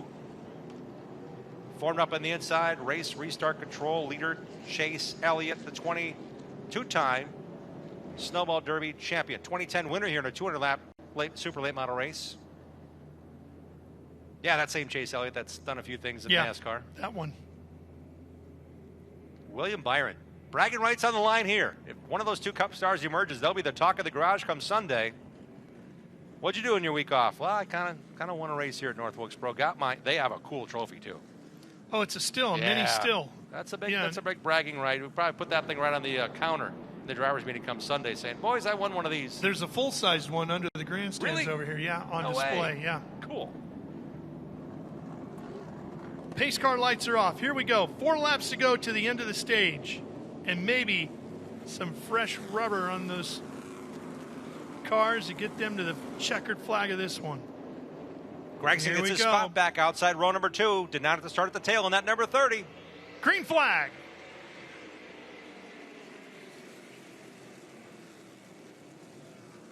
Chase quickly inching away on the bottom this time. Here comes Pollard in the white 26. Gregson did not clean his tires enough, it appears. He's getting swallowed up here. Suarez through the middle. Yeah, Gregson going backwards in a hurry. Way back. Way back. He's outside the top 10. That car's got big problems. I think that car shut off on him. I think it did too. Is he going to be able to get to the inside, or are we going to get a yellow out of this? Still green. Yeah, for now. Restarted in 4th. Now at the trunk. Suarez is coming. He's up to 5th. You see him back there in the white car. Sammy Smith in 6th, and there is Ty Majeski in the 91. And how about Craig holding on to 4th, but he's got Suarez to the inside. Here comes Suarez in the 99. Daniel Suarez banging his way past. He's up to 4th. Matt Craig trying to return the favor.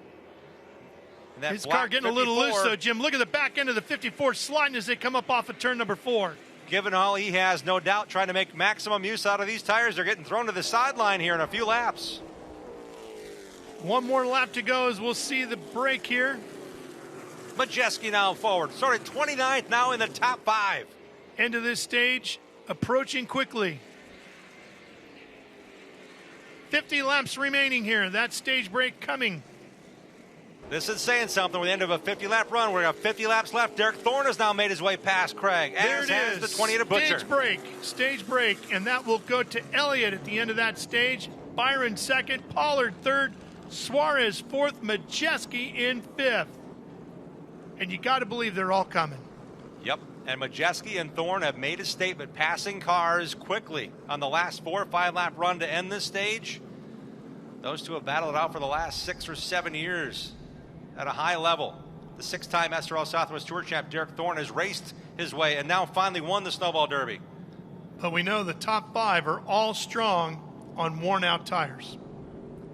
We're going to find out what these teams do. Bubba Powered's been working the same team, the same core for 14, 15 years now.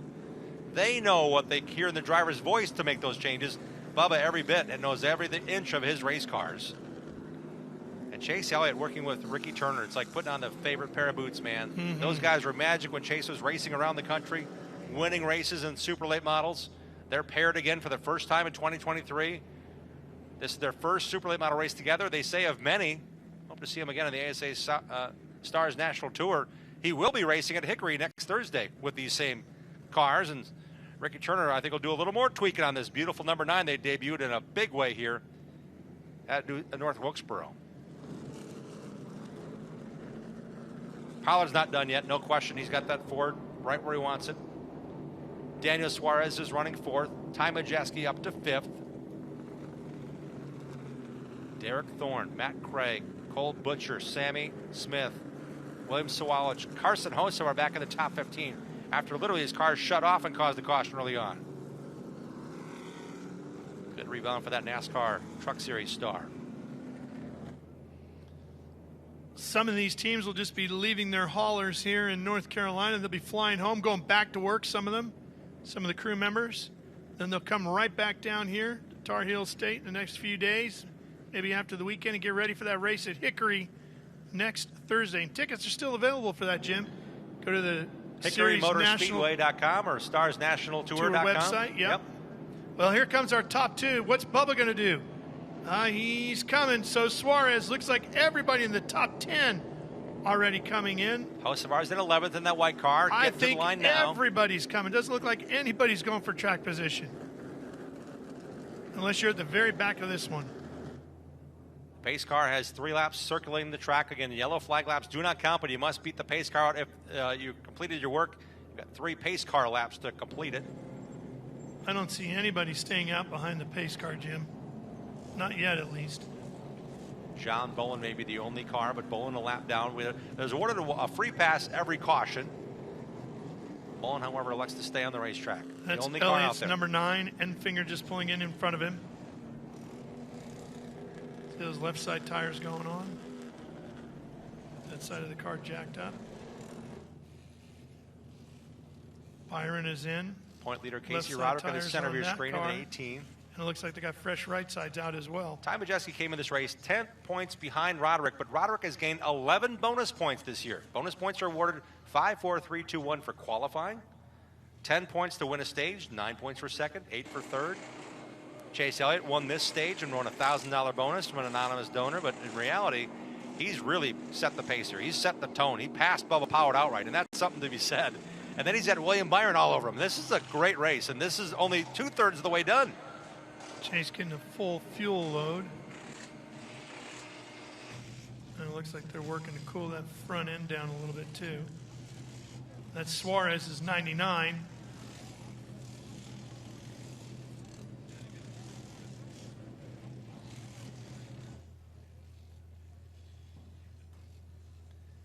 Derek Griffith had gone a lap down. Expect big changes out of that team. He's got a great core group of folks as well in his super late model program. 2-time past national champion. The number 50, Jet Nolan, just 19 years of age, but he's been at it. He's a Southern Super Series regular. He wants to get max points here after getting a provisional to make this field. Bubba's car getting a full fuel load. Pace car's still rolling around the racetrack. There's a little bit of, you can see a couple of crew members saying, let's get all the work done we've talked about. And not those quick fill fuel loads either. They're having to use the Some old have a school. dry brake, not a lot. So they open the trunk to get the fuel literally filled into the top of the fuel cell. But again, they have had time to do it under this controlled environment. Yep. The 51s, that's Stephen Nass. We haven't talked much about Stephen. He's won a lot of big races. The other 51 is Jake Finch on the rise. He's already won an ARCA Menard Series East race this year at Dover Motor Speedway. Finch is 22nd, and Nassie is 16th right now. They want to do something big. And Stephen Nassie has not done working on that car. He never will stop working on his car. Troy Smith has worked with him now for the first time for like the last 4 or 5 months, but Troy's got a ton of experience working on short track teams, overseeing the day-to-day in their Florida shops. All right, so pit stops are being completed. See the 54 of Craig rolling back out. There goes Suarez back out. Pollard hasn't moved yet. John Bowen did not pit.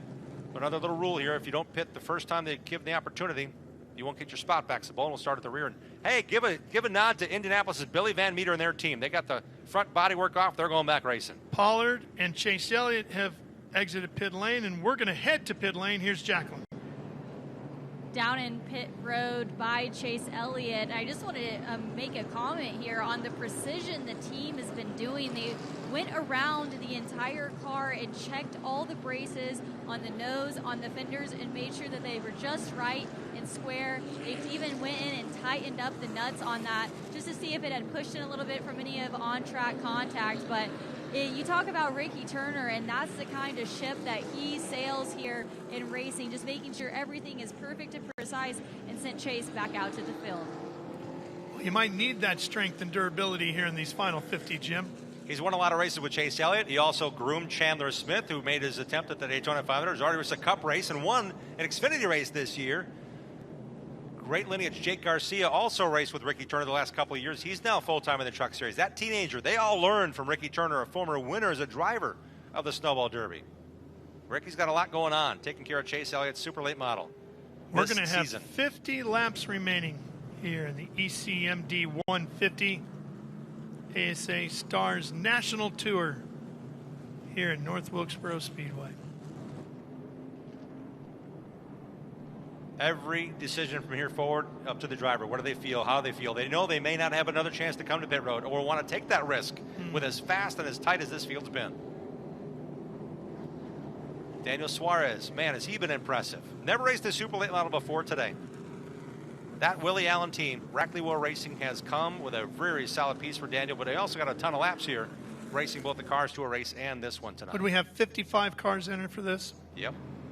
And one driver is going to go on the lift here in 50 laps and be raised to the victory circle area on top of the media center in the infield here in North Wilkesboro in 50 laps from now. My eye will be on Majeski, Sammy Smith, and I'm going to tell you, we're not done seeing Carson Hocevar yet. Hocevar rebounded nicely at Five Flag Speedway in the season opener to come back to a 5th place finish after he encountered issues. So you knock him down, get him a little heated under the collar, and Hocevar performs in the super late models. He's in 11th right now.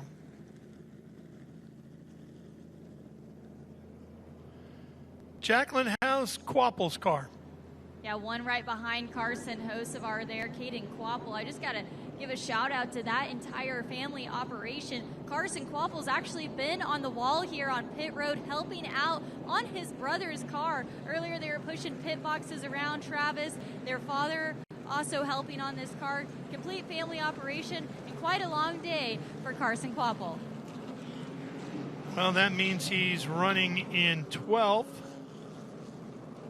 Yeah, when I checked in during practice, between practice 1 and 2 yesterday, I asked Caden a couple questions, including, how's Big Brother helping? He said, he's actually been over here a few times. Carson's pit is in the center of the infield. Caden was on pit road in turn 4, pitted there on the outside of pit wall. Said he came over, gave me some pointers after he saw me on the track, and he's helped as much as he can. Caden started 10th here tonight, and he's running 12th, as we said right now. First time in a super. He said they did 30 laps at Caraway Speedway on the way down here. That's all he's had in the family car.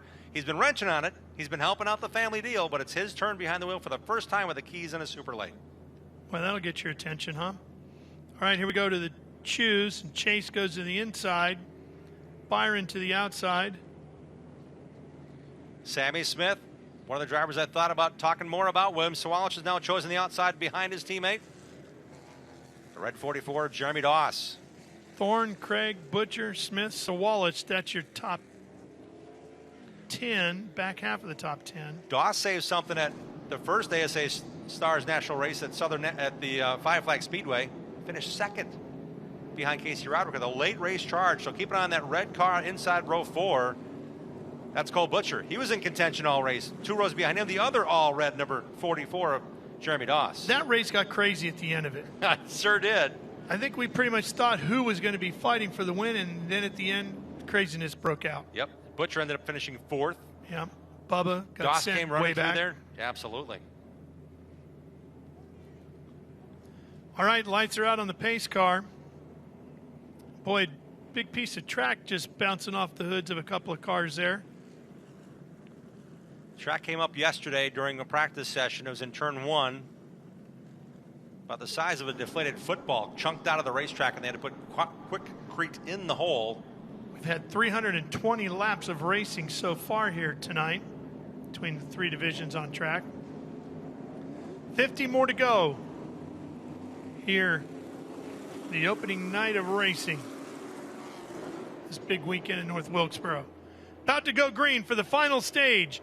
Elliott on the inside, Byron on the outside, Pollard, Suarez right behind them. We're back at it here at Wilkesboro. Bubba powered on the inside of row 2. I'm watching how Suarez can get down there. Suarez still trying to feel his way through. Byron trying to inch on the outside to take the lead away from Elliott, but Chase not about to give it up just yet. Suarez looking pretty racy along the outside of Pollard, too. Boy, no rubbing of doors just yet, but boy, these guys are racing each other hard. Pollard pulls past Suarez now. He's up to 3rd, and it looks like Byron's going to maybe inch around the outside of Elliott. Chase not giving up just yet.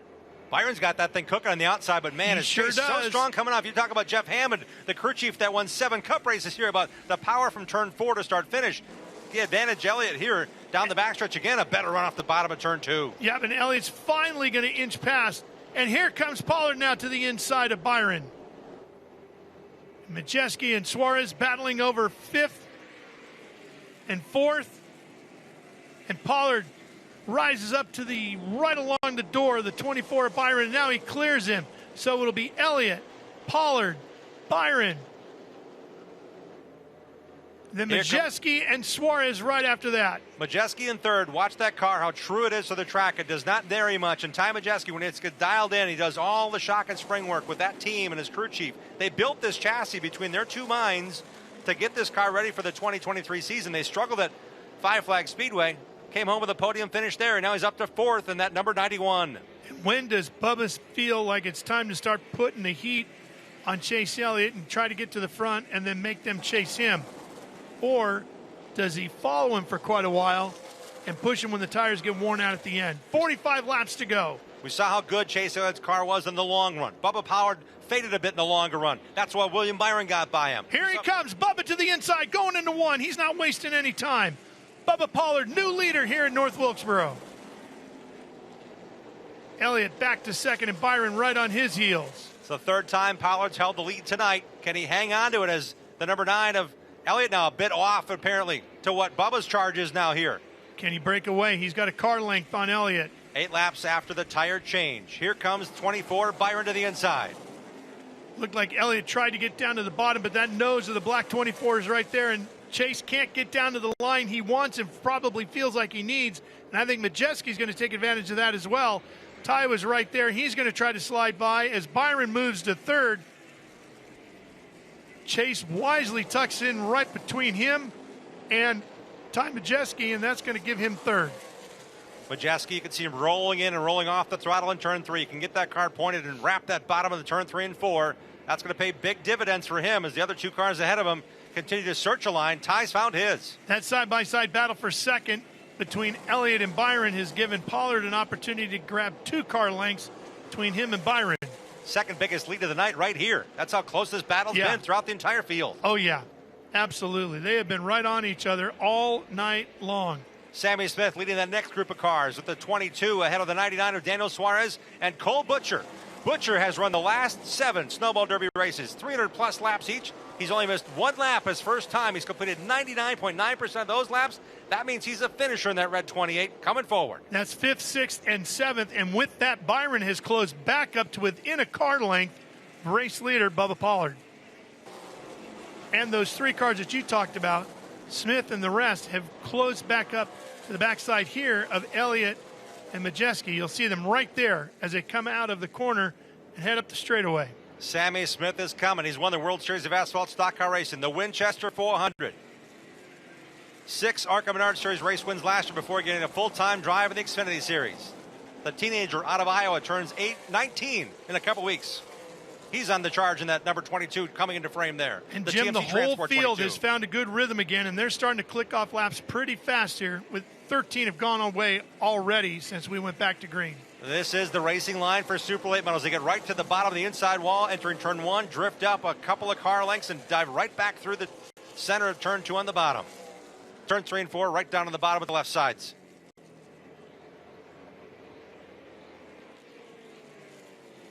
Recalling the 100-lap race at New Smyrna Speedway that William Byron won this year to begin the Southern Super Series season. His car came on late, and he was able to gap the field. Not today. Bubba Pollard has been an answer. He's answered well here in that white number 26. And, Jim, it was late in the going of the final stage at Pensacola at Five Flag Speedway when Bubba Pollard, who looked like he was going to be the car to beat to win the season opener, the ASA Stars National Tour, saw everything go away. He's got to be thinking about that here tonight. He's thinking, I'm 35 laps away from getting myself to victory lane here in 23. Got to get it to the finish. Here's Smith pushing Majeski now. That's a fight for fourth. And they've got Elliott just in front of him who holds third. And you can see the gap to the top two in front of Elliott. Sammy Smith in that number 22. Started back in 15th. Ty Majeski started the race in 29th. Was up to score stage points by the end of stage 2. And they've pushed away from Daniel Suarez, who started 7th and runs behind them in that red, white, and blue number 99. Same jockey colors he races in the Cup Series. They've come on board for this race. He's racing out of shops in Nashville, Tennessee that Willie Allen puts together. Well, here comes Smith to the inside of Majeski, and he cleanly passes him and easily does so as they go down into turn number 1.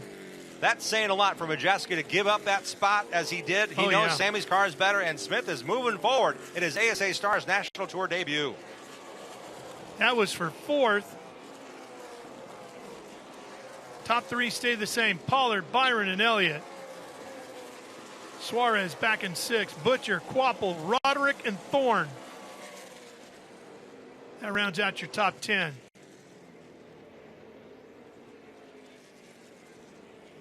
.30 laps remaining here in the ECMD 150. This year, Pollard won Speed Fest, a race in Georgia, his home state. He also won the Rattler 250. He's won the Slinger Nationals. He's won the Evergreen, Washington, Summer Showdown. He's also won the World Series of Asphalt Stock Car Racing. He's won a lot of races. He's yet to win an ASA Stars National Tour race.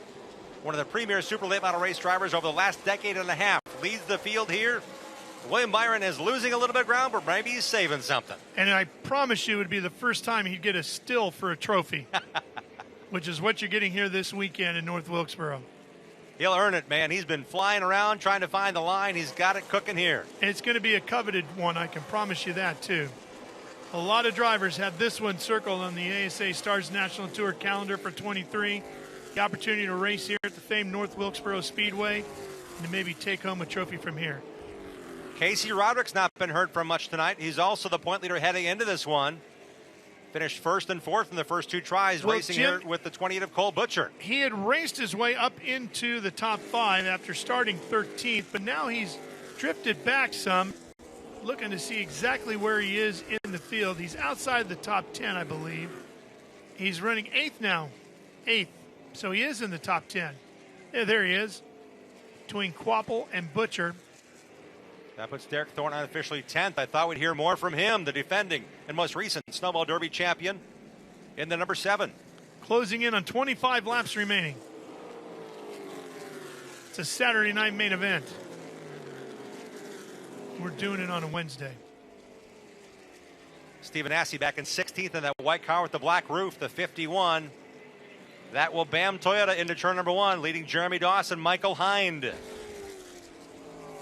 that Flame Job 69.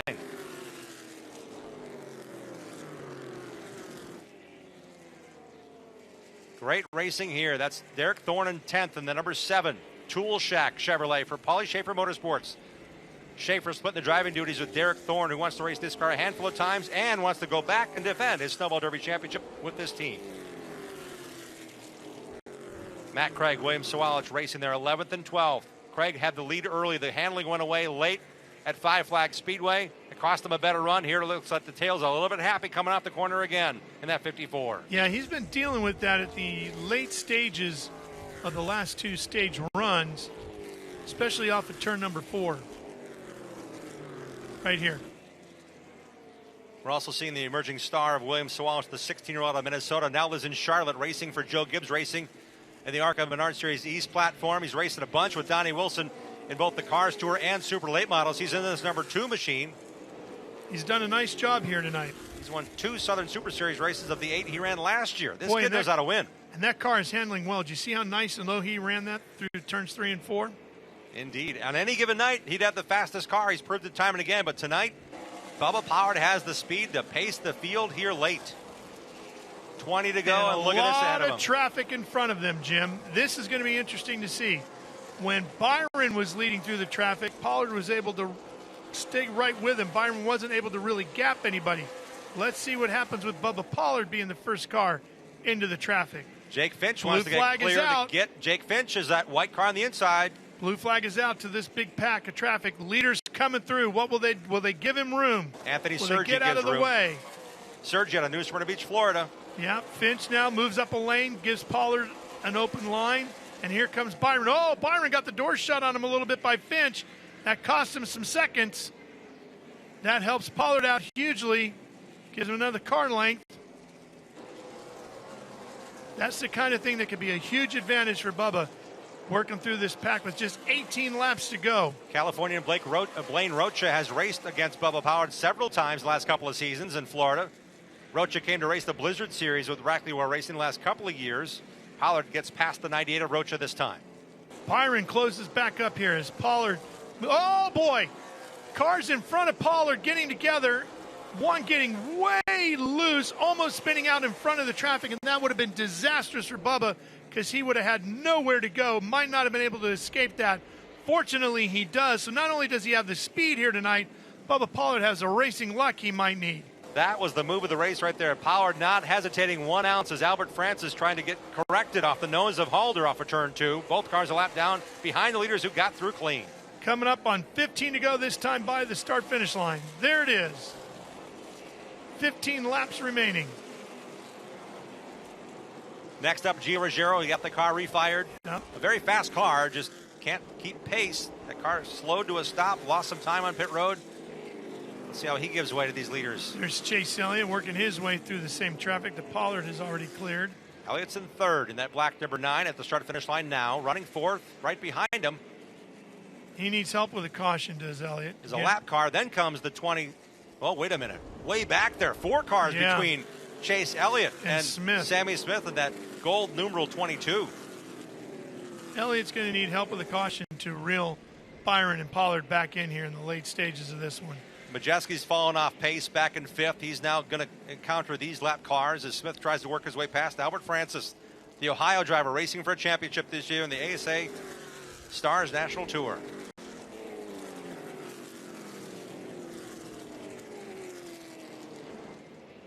Closing in on the final 10 laps here. Sammy Smith has won a lot of races. He's proven a car to be best at the end of the run. Tonight, man, these cars are so good, so fast, and they've not lost speed. Pollard's got a gap now. This is the biggest margin we've seen all night. All night, and it was due to the traffic.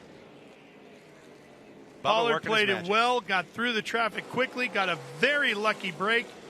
But that one car didn't spin back in front of the pack. And Bubba's taking full advantage of it. Coming to 10 to go.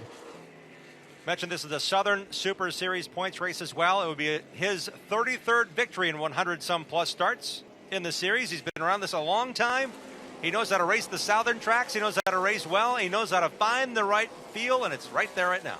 And after the disastrous finish at the season opener at Five Flags, he's clawing his way back up through the points, getting himself in a championship contention position, and a win here tonight will be a big step in doing that. And he rebounded to a second-place finish at Madison International Speedway. The second race of the year, he finished second in the Joe Shear Classic in just his second trip to that half mile. And he'll have great momentum going into Hickory Motor Speedway this coming Thursday night, next Thursday,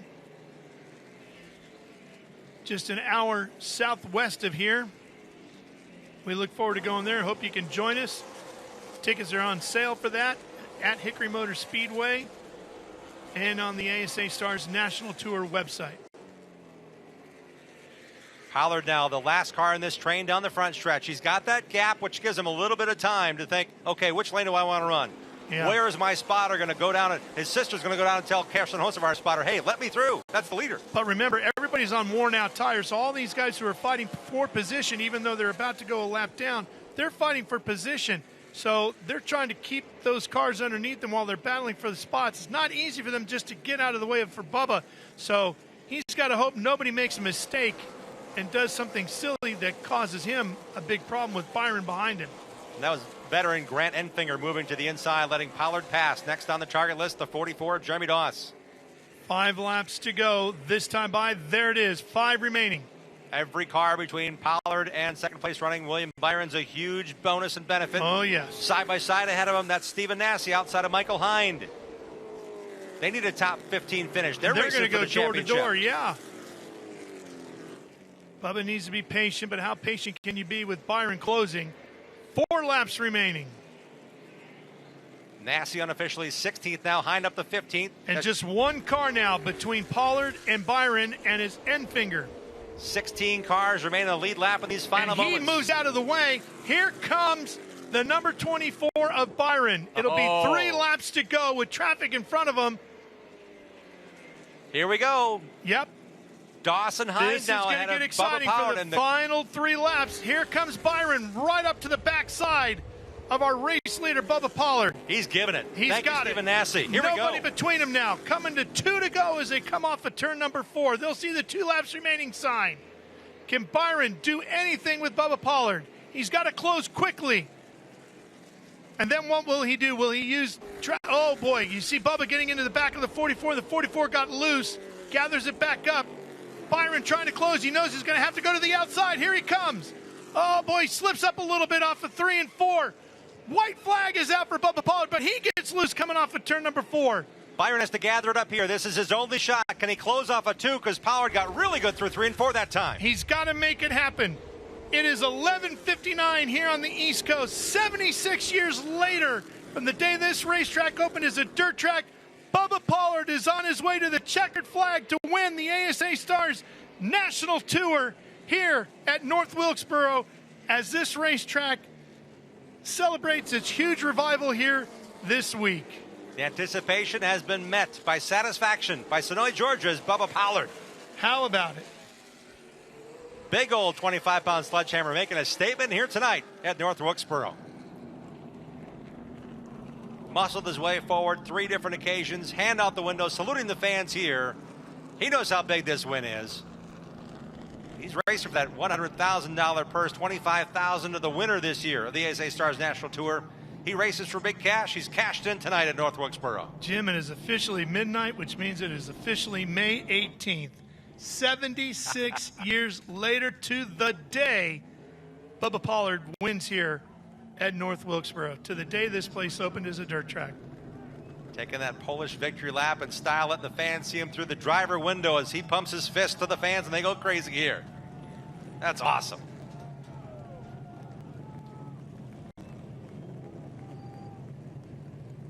Jacqueline Drake's waiting for him in victory lane, but Pollard wants to make sure the fans know how excited he is. He wants that flag dropped down. Give it a shot. Give it a try, Dan Spence. Lower it down. Bubba wants the flag without climbing out here. It was one of the famous Flock brothers that won here that day when it opened as a dirt track. And it's the famed Bubba Pollard who wins here tonight. How about that? A little bit of stock car racing history for you. Yes, sir, and the crowd celebrating Bubba's hard-earned win here. And Jim, it cannot be understated how much this puts him back into contention for the championship. He really needed this win early on in the season after, as we said, leaving one on the table at Pensacola. 19th at Five Flag Speedway. 2nd at Madison's Joe Shear Classic 2 weeks ago. And that 19th, again, not a true showing of how he performed that night. No, he had a great run. He won a bunch of stage points. He came into this race 62 points out of the point lead in 6th in the owner and driver standings. big swing for Bubba Pollard tonight, gaining a bunch of ground on Casey Roderick and the field as he now takes the full lap around this historic half mile in relief and satisfaction knowing he's a winner at North Wilkesboro Speedway. That is a cool sight. Bubba's waiting a long time. He knows big track wins mean everything. He's won a bunch of them over time. He's traveled to the Northeast and won. He's traveled to California and conquered the Kern County Raceway. He's won the Oxford 250. He's won the Slinger Nationals in Wisconsin. And now he can say he's won at North Wilkesboro Speedway. And I got to believe that was a scary sight for the rest of the field that's hoping to win this championship, because now Bubba and his team have a tremendous amount of momentum and beat arguably one of, if not the toughest fields ever for an ASA STARS National Tour event. 52 cars took practice times yesterday. Qualifying was washed out halfway through. Combined practice speed set the field. We whittled it down to 32 cars. And the man on top of that podium in a moment bettered them all. Took the lead early on. By lap 43, he showed strength. Got the lead at the end of stage one. Got those 10 maximum points for winning stage one.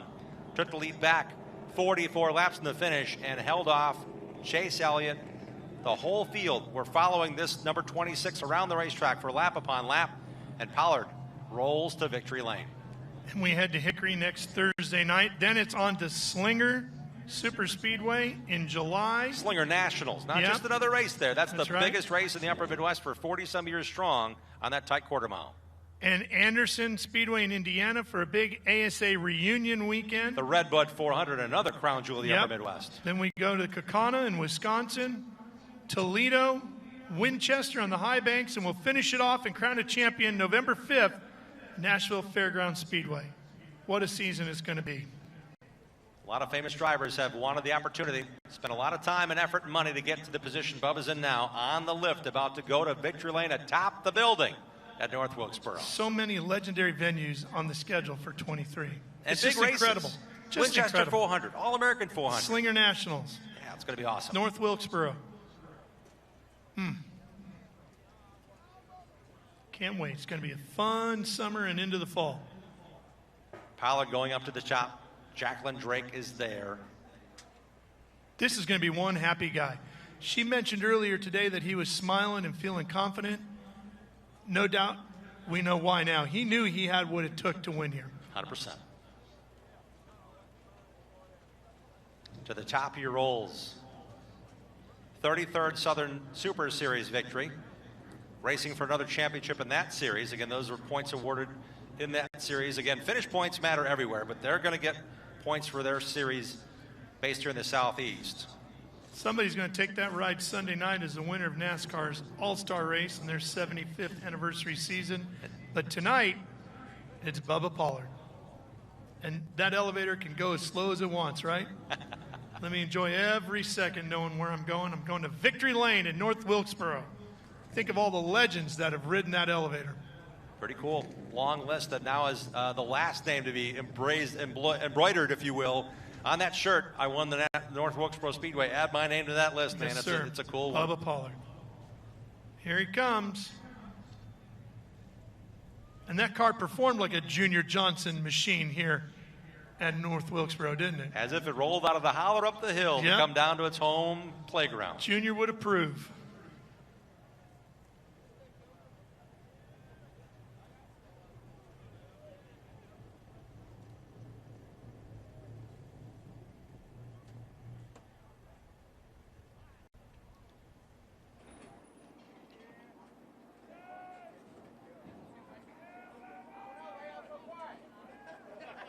Get him in position here. Get him lined up. All right, Jacqueline, let's go ahead and head down to you in the Victory Circle area. I know you got a very happy driver about to crawl out of the car to accept a really unique trophy. Absolutely. Bubba Pollard winning the ECMD 150 here at North Wilkesboro Speedway. Going to receive congratulations from a crew member.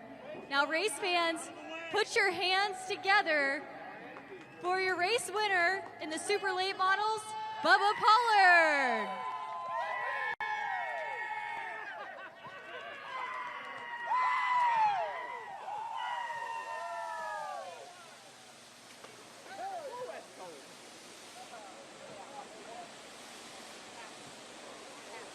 fireworks are flying. There's water everywhere.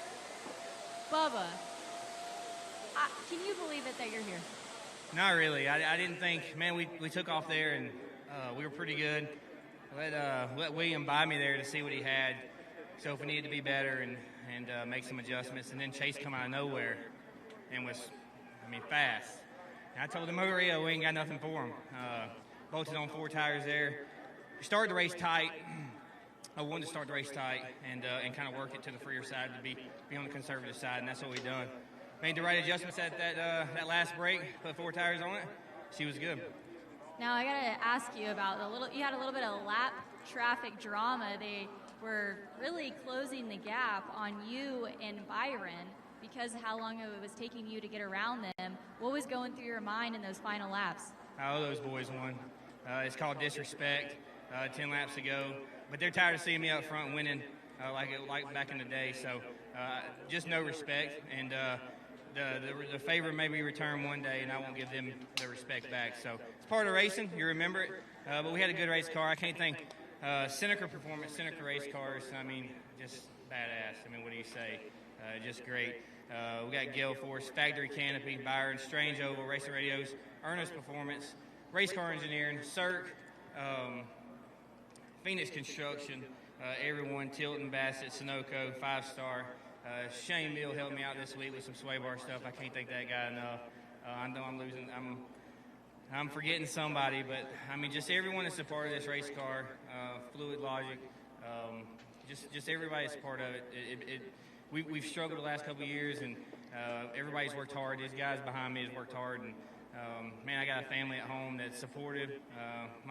I got a wife and 2 girls, and hell, we got one on the way too. So my family, my sister helps me. Just family back home, mom and dad, they're just everybody. These guys that help me out are like family. James Finch, Phoenix Race Cars. Just everybody. I can't think of enough. I never thought I'd be standing here on top of this. What they've done to this place and just the history and everything. It's been just a big weekend. The big last couple of days has been huge. So just glad we can be a part of it.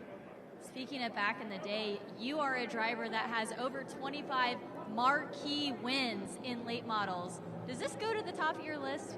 It does. It's special.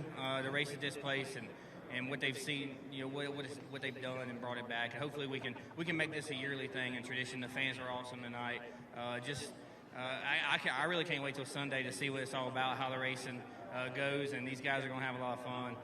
But yeah, the race against Chase and William, got a lot of respect for those guys to come in here and race and have fun and do it with respect. You can race with those guys how you want to be raced and race clean, and that's what it's all about. So, yeah, man, just awesome. Well, you're going to get to come back here on Sunday, a race winner here at North Wilkesboro Speedway. So race fans, put your hands together. Congratulations to Bubba Pollard, your winner. And in just a moment, we're going to have the trophy presentation.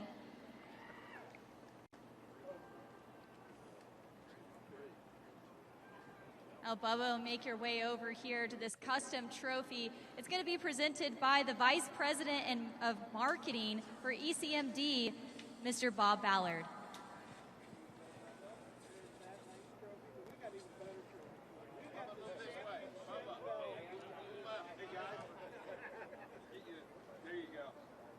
And check out that ECMD 150 belt.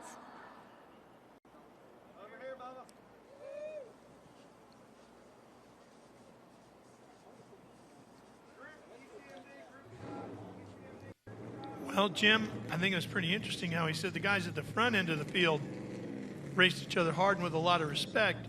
Coming through the field, maybe not so much, and he's going to not forget some of that. He's raced a lot against different competition. We talked about the regional racing, but when it comes down to it, these bigger events, more and more drivers are doing specialty races. The ASA STARS National Tour came out of demand. Bubba Pollard among those saying, let's race for big money. Let's go to big tracks. Let's make it a national tour. We found that here. He has got the satisfaction knowing that Chase Elliott and William Byron are going to learn something, and they learned a lot racing with Bubba Pollard tonight. At 35 years of age, he's set the bar for the last 10, 15 years. And when he said, I'm back, watch out, because we've seen those struggles. We've seen guys going, whew, Bubba's not a contender tonight. We got a chance. Not anymore. And this is one of the reasons why Bubba is here. as you heard, as you've talked about, as Jacqueline mentioned, Bubba's won a lot of huge things regionally around the country. He wanted to be a part of a national championship and potentially be a national champion. And he's in the hunt now after this big win here tonight. He gets the still, and he gets the heavyweight belt to wear. I'm telling you, he knocked him out tonight.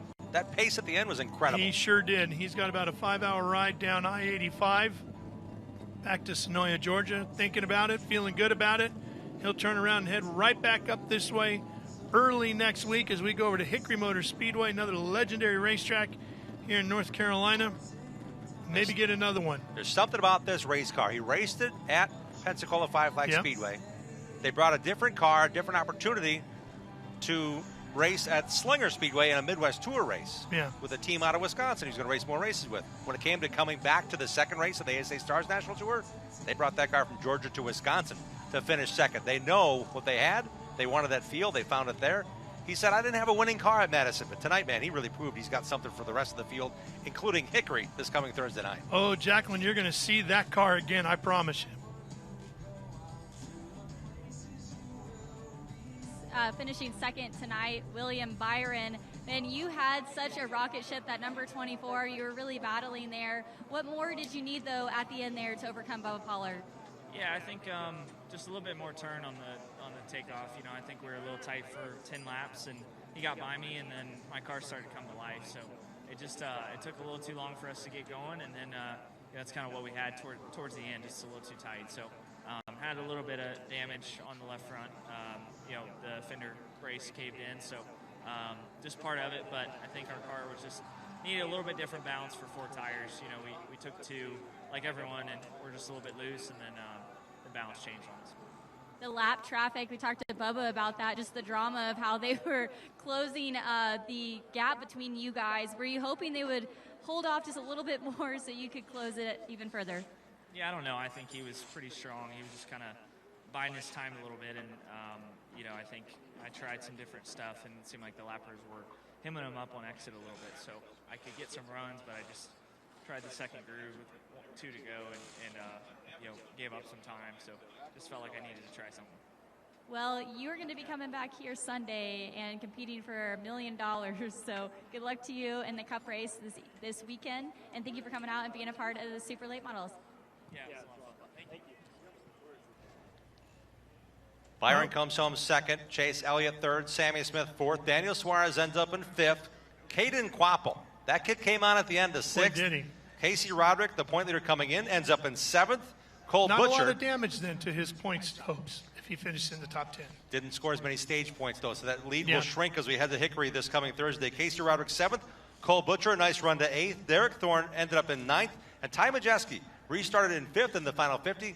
He gets the final spot in the top 10 as we come across the finish unofficially, the top 10. And Matt Craig, led early, ends up 11th. Led a lot of laps early. William Sawalish, 12th. Jet Nolan, 13th. Austin Nason, 14th. Michael Hine, 15th. Jeremy Doss, the last car to finish while 150 laps, back in 16th. That says a lot about the level of competition we're seeing here in the ASA STARS National Tour. It's going to be interesting to see how many guys that ran here tonight who maybe weren't planning on going to Hickory after a strong performance here tonight, like William Byron, do they suddenly think, you know what, I don't really need to worry about everything. Will be qualifying, I think, is done on Wednesday for the 600, right? Chase Elliott is already committed to racing. Could be the open Tar Heel on 250. Thursday night. Maybe a guy like William Byron decides, you know what, Hickory's only an hour away from Charlotte Motor Speedway. Go up there and do that. We'll be there. We'll be there live. Hope to see you in the grandstands, walking around, enjoying the beautiful springtime in the Carolinas. If not, tune in and catch our coverage live from there. We look forward to that. For Jacqueline Drake and Jim Trado, I'm Ralph Shaheen. Thanks for joining in and joining us here at North Wilkesboro for the ECMD 150. And congratulations to our winner here tonight, Bubba Pollard. So long, everybody.